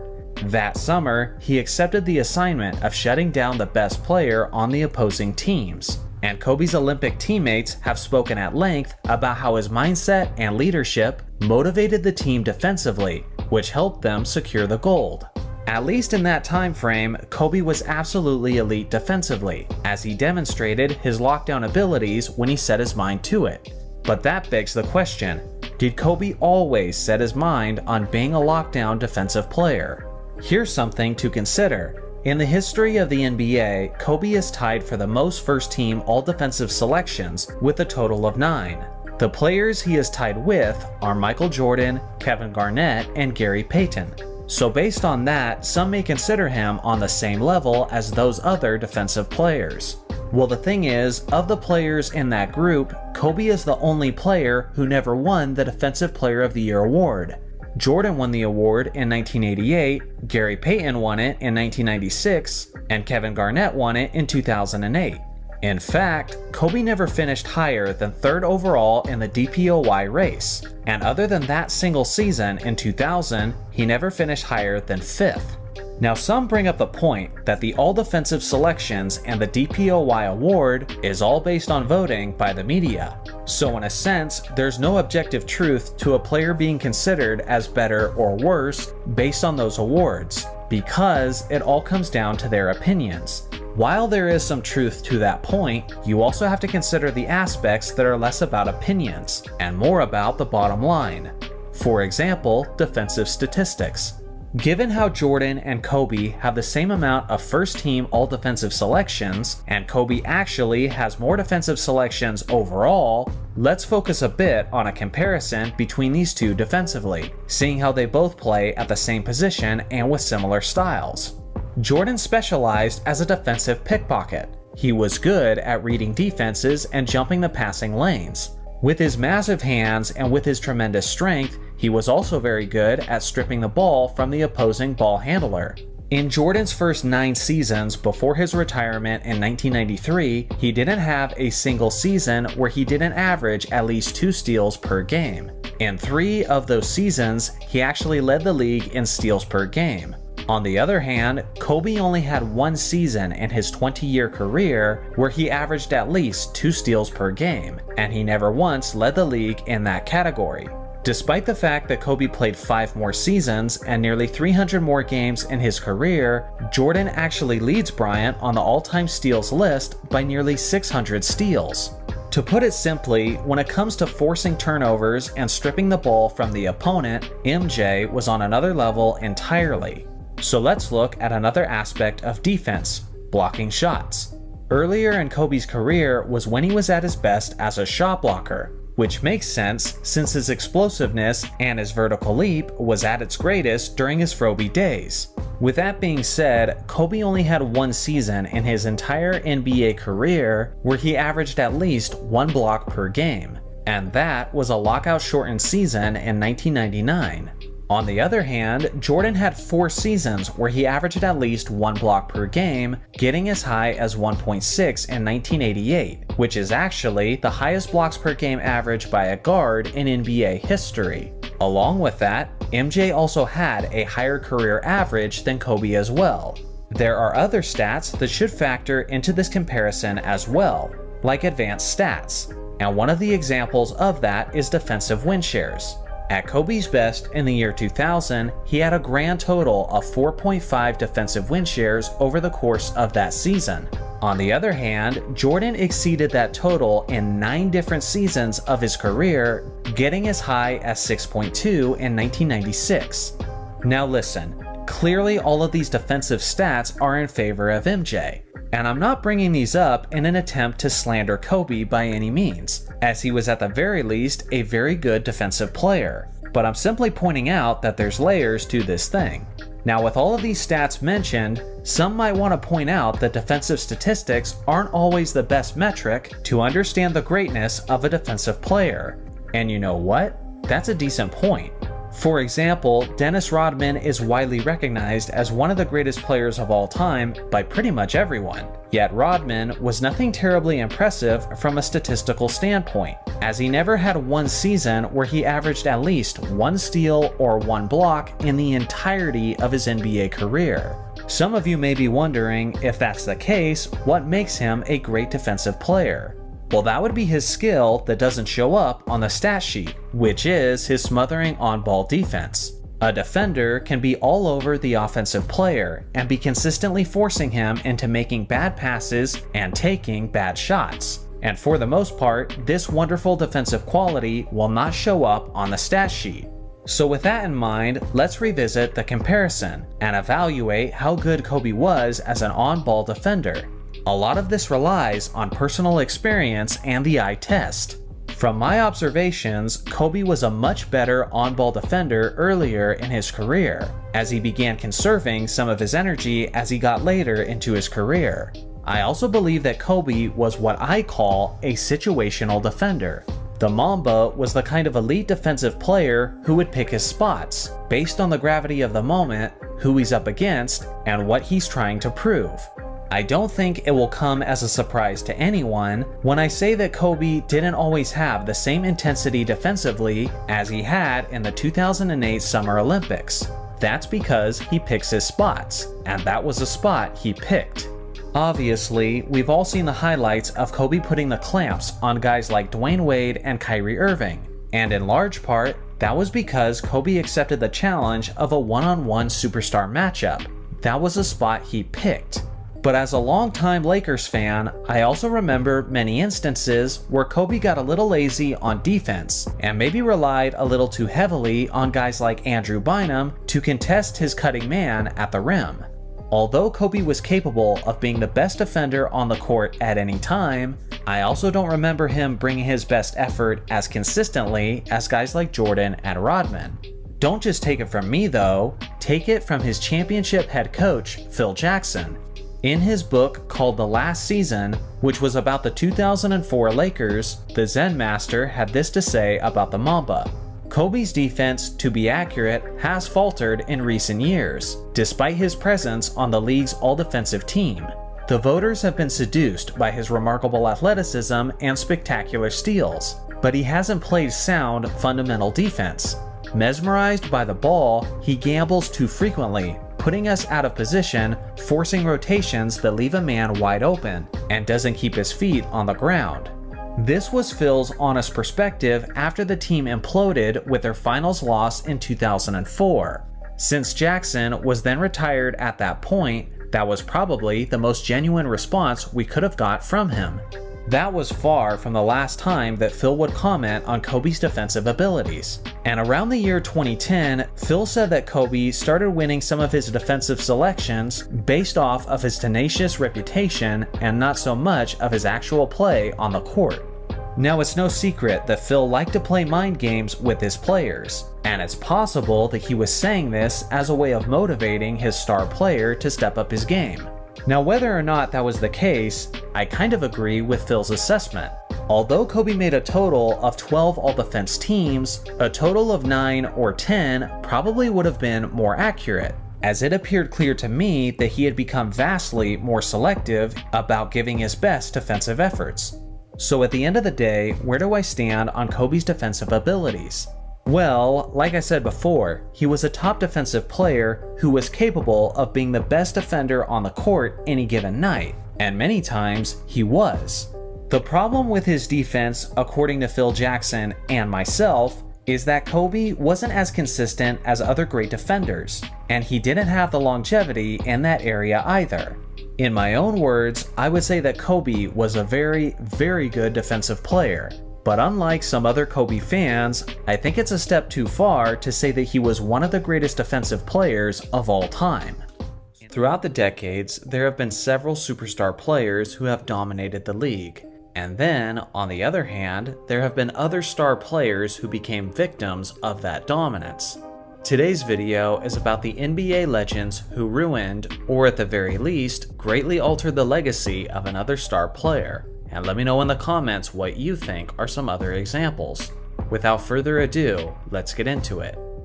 First off, Larry Bird, who ruined the legacy of Sidney Moncrief. All of you know who Larry Bird is. He was a 3-time NBA champion, a 3-time MVP, an all-around skillful threat everywhere on the court, and simply one of the top 10 greatest basketball players of all time.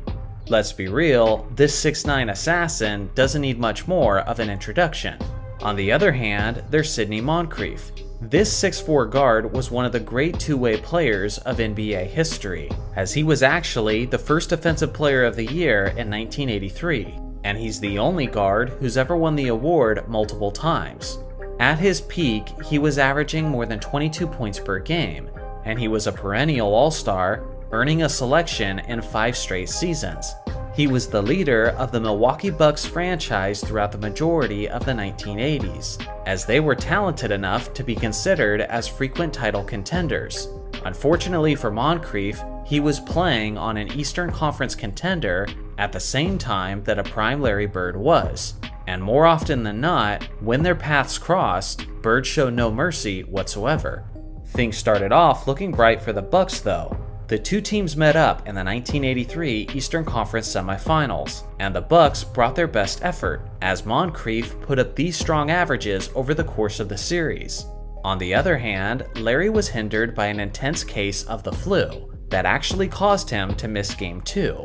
At the end of the day, the second-seeded Bucks stunningly swept the third-seeded Boston Celtics, and Larry Bird said it was a massive embarrassment that he would never forget for the rest of his life.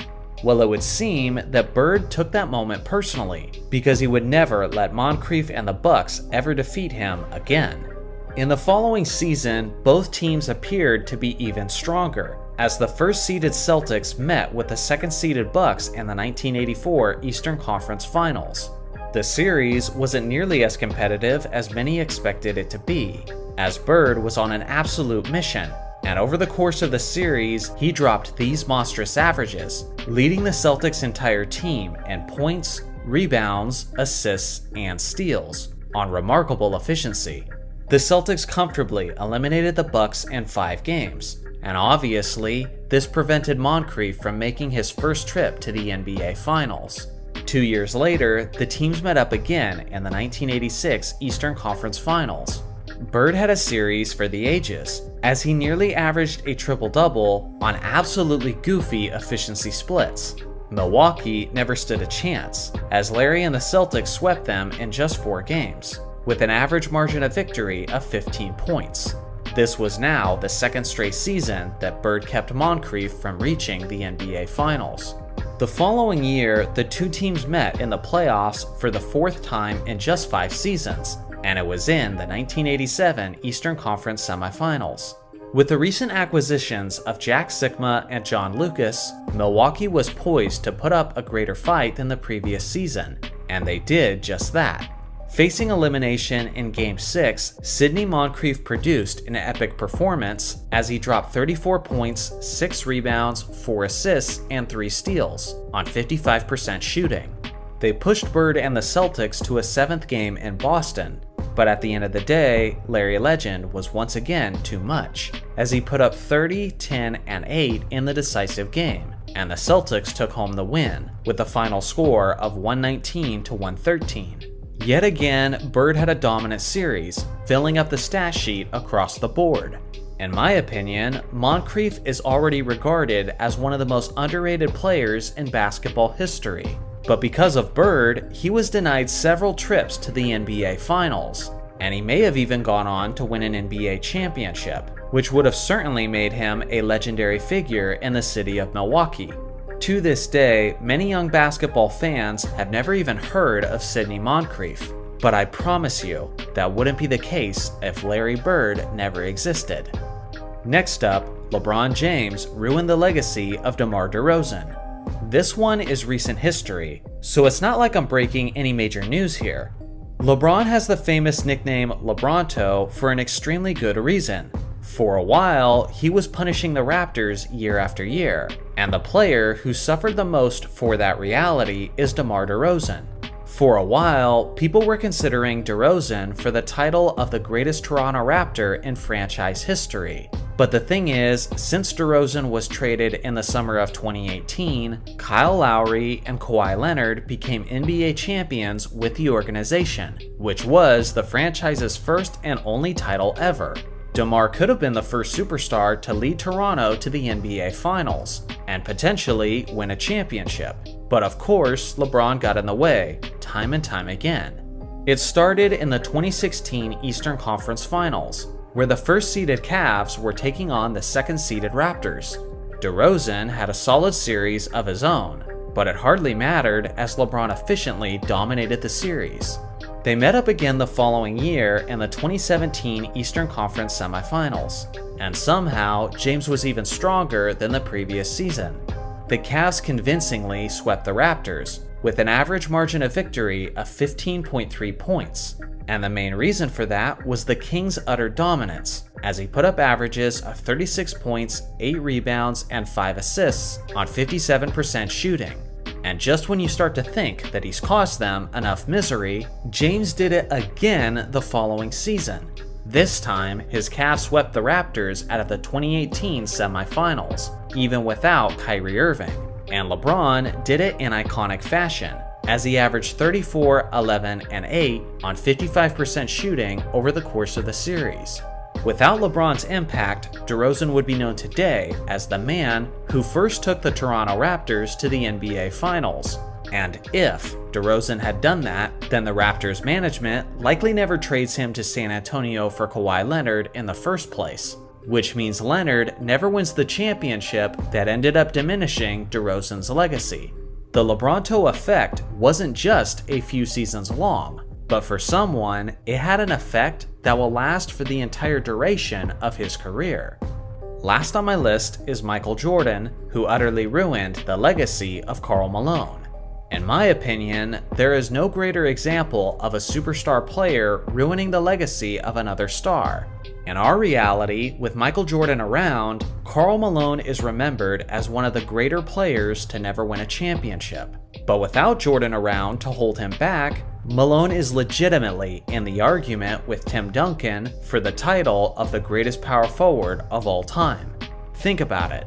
The Jazz squared off with the Bulls in the 1997 and the 1998 NBA Finals. In both cases, Jordan iconically defeated Malone and the Jazz to secure his 5th and 6th championship ring. In the process, Jordan made everyone look like a fool who voted for Malone as the MVP in 1997, as MJ immediately outplayed him and hit the game-winning buzzer beater in the first game of the NBA Finals. Without MJ, Malone likely has 2 championship rings, and possibly a Finals MVP or 2. Without MJ, Malone would have finished with 2 league MVP awards instead of 1, which is a total that would have equaled him to the great Tim Duncan. Along with all that, in our reality, Karl Malone has no scoring titles on his resume, but this was entirely Michael Jordan's fault. If you eliminate Jordan out of the picture, then Malone would have won the scoring title in 1989, and in 1990, and in 1991, and in 1992, and in 1997. In this scenario, those 5 scoring titles would give him more than Kevin Durant, Kobe Bryant, and LeBron James. In fact, that would give him the second most in NBA history, trailing only Wilt Chamberlain. Now let's be clear. Michael Jordan was known to stop many superstar players from winning championships and from building their legacies. But there's no question that no player's legacy was hit harder by Jordan's impact than the one they call the mailman, Karl Malone. Every legend of the game had to start somewhere. Some immediately let the world know how great they were, while others left a lot to be desired. So how did your favorite player start his career? Today, we're looking at the Day 1 rookie performances from the NBA GOAT candidates. According to my personal NBA GOAT series, there are a total of 9 GOAT candidates, Wilt Chamberlain, Bill Russell, LeBron James, Magic Johnson, Larry Bird, Kareem Abdul-Jabbar, Tim Duncan, Kobe Bryant, and Michael Jordan. Let's start with Magic Johnson. It came on October 12, 1979, in a road game against the San Diego Clippers. Magic wasn't immediately running the show as the official point guard, as the Lakers star Norm Nixon still held that official position.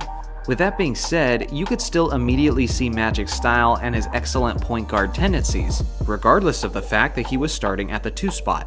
Offensively, Magic had one of the all-time great debut performances as he dropped 26 points, 8 rebounds, 4 assists, and 4 blocks on 47.6% shooting. But it was the captain, Kareem Abdul-Jabbar, who had the final say, as he hit this iconic skyhook shot as time expired, winning the game 103-102, and the 20-year-old Magic celebrated like they just won the NBA championship. Interestingly enough, as good as Magic was on offense, he was much worse on defense, as he was torched by the Clippers' World B. Free, who dropped 46 points, 7 rebounds, 5 assists, and 7 steals on 65.5% shooting.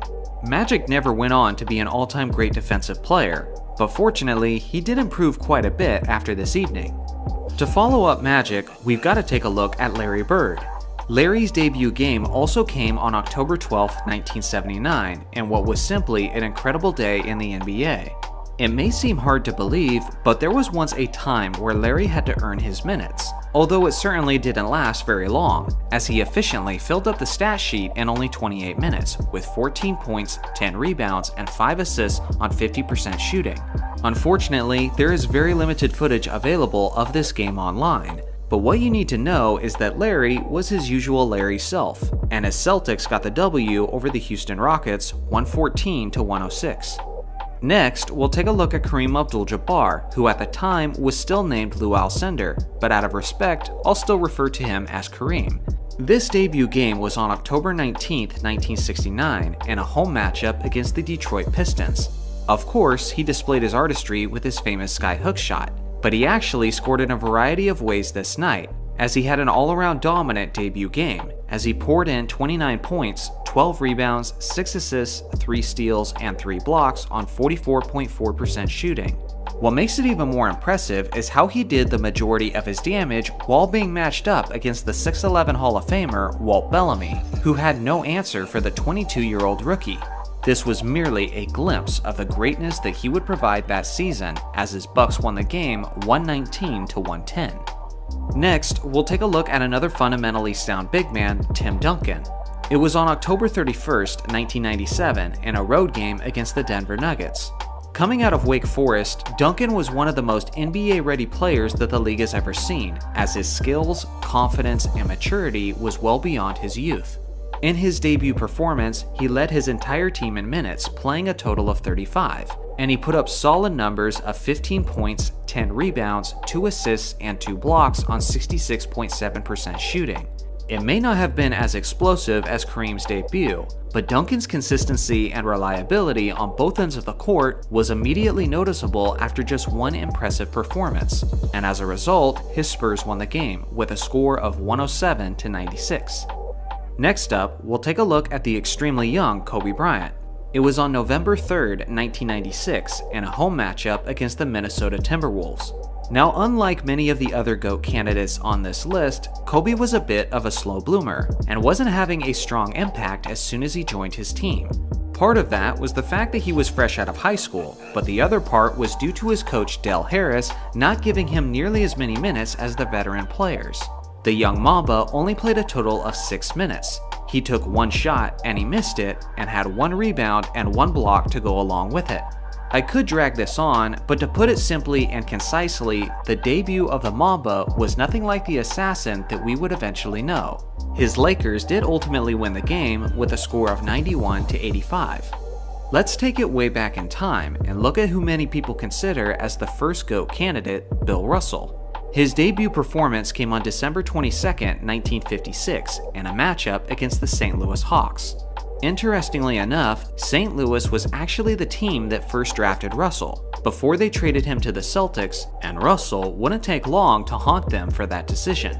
In this debut game, Russell scored 6 points and snagged 16 rebounds and 1 assist on 3 of 11 shooting from the field. Unfortunately, we don't have his defensive numbers on this night, but as usual, he dominated the boards and got the win as he typically does with a final score of 95-93. How about his rival, Wilt Chamberlain?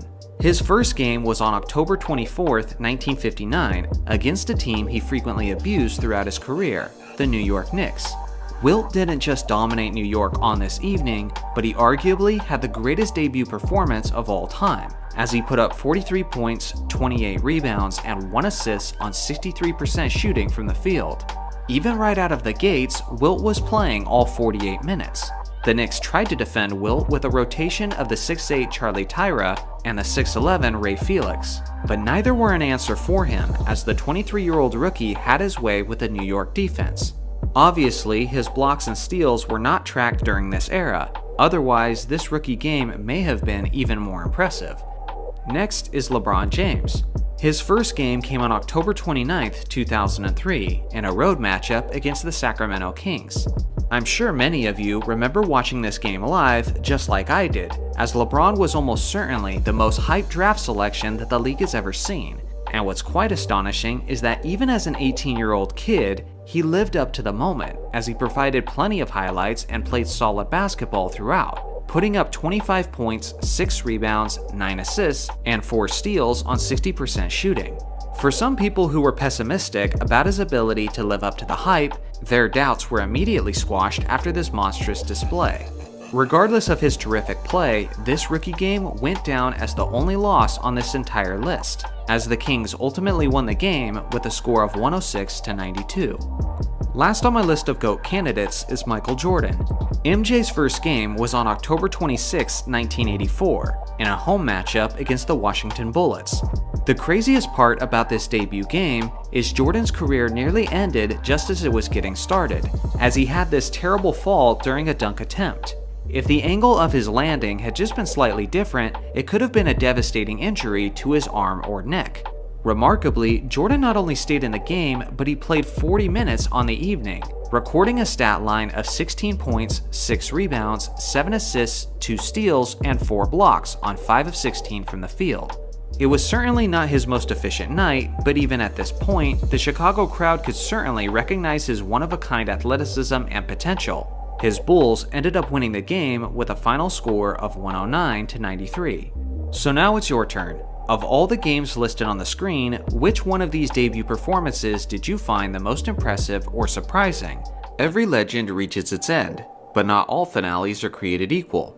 Some legends rode off into the sunset with their heads held high in triumph, while others left the game with just a whimper, wondering if they should have called it quits sooner. Today, we're looking at the greatest basketball artists of NBA history as we analyze their farewell performances and see if any closed out their careers with a masterpiece.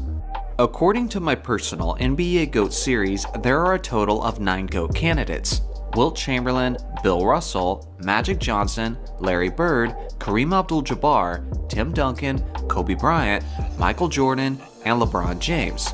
Since LeBron has not yet played his last game, he will not be present in this video. Let's start with the one who most recently retired, Tim Duncan. His final game was on May 12, 2016 in Game 6 of the Western Conference Semifinals against the Oklahoma City Thunder.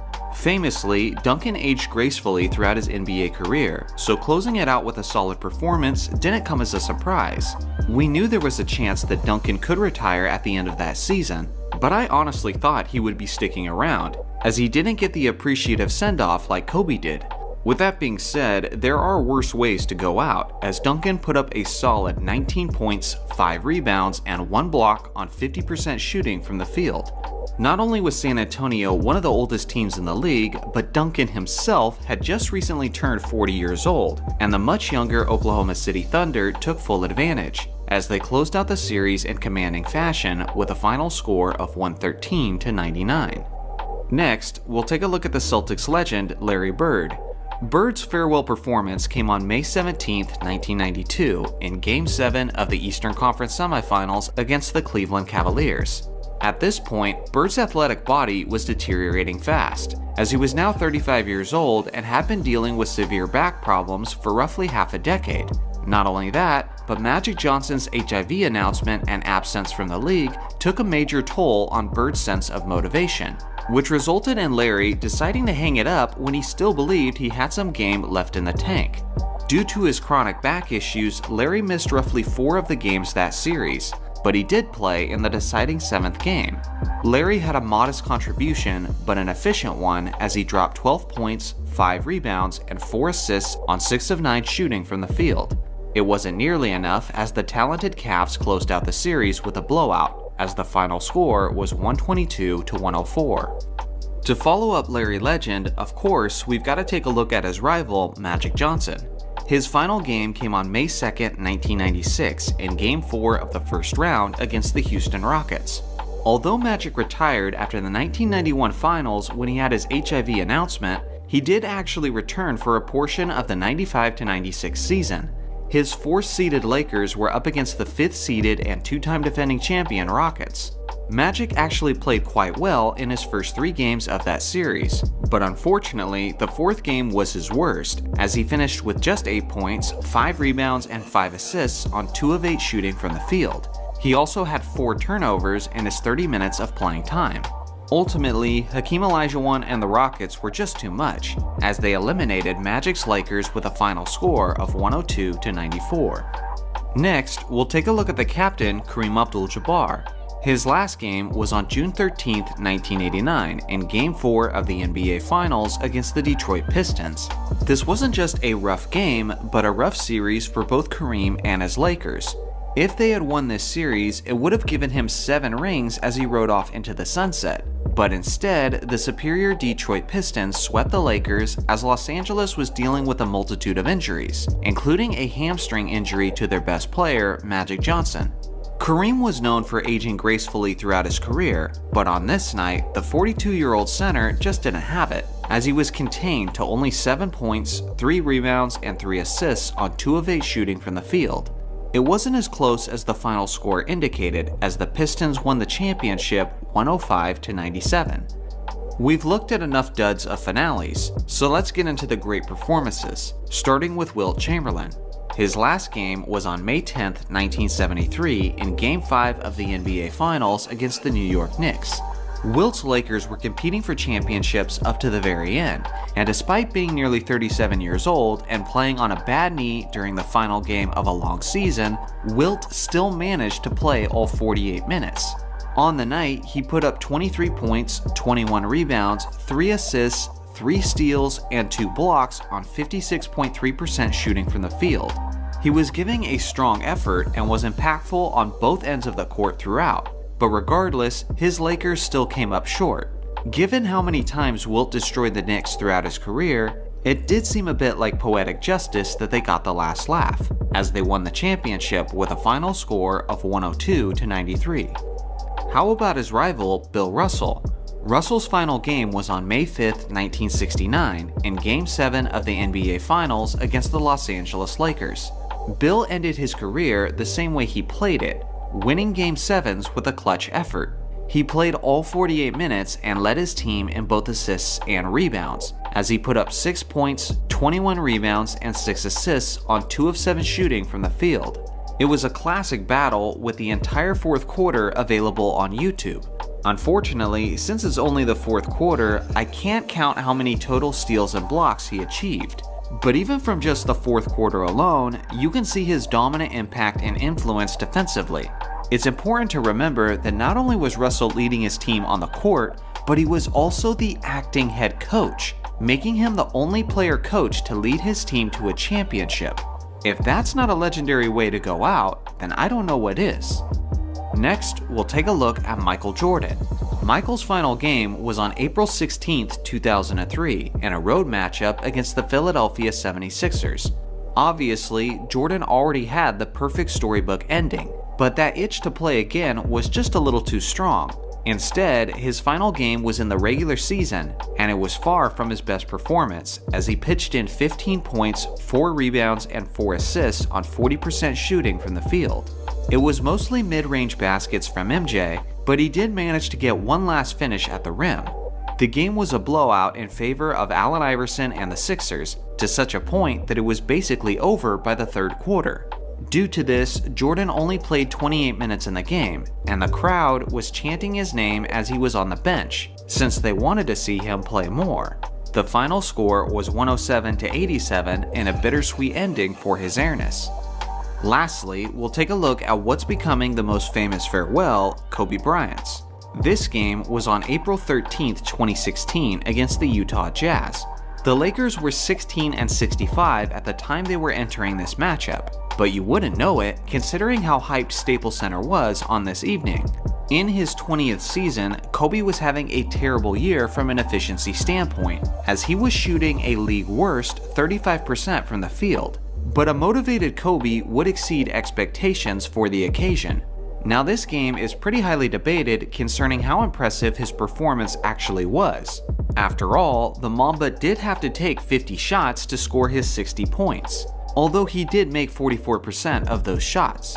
For me, the most impressive part of that night was his finish, as he made his final 5 difficult shots and led his Lakers back from a double-digit deficit when there was only 3 minutes remaining. If Kobe misses any one of those clutch shots down the stretch, he probably loses his final game. With that being said, not every moment was totally legitimate competition. My favorite part was when Kobe completely and blatantly shoved Gordon Hayward away, so he could get some space to get the ball for his final free throws. Kobe's smart. He knew that no matter how badly he shoved Hayward, there's no way the refs are blowing that whistle in that situation. He famously finished his night with 60 points, but he also added in 4 rebounds, 4 assists, 1 steal, and 1 block on 44% shooting, and his Lakers won the game with a final score of 101-96. After making this video, I think it's pretty clear just how special and rare a farewell like this actually is. So now it's your turn. Of all the games listed on the screen, which one of these farewell performances do you think was the most impressive? And explain why it's Kobe. I look forward to reading your comments. Thanks for watching as always. Make sure to like and subscribe for more basketball content, and I'll see you guys in the next video.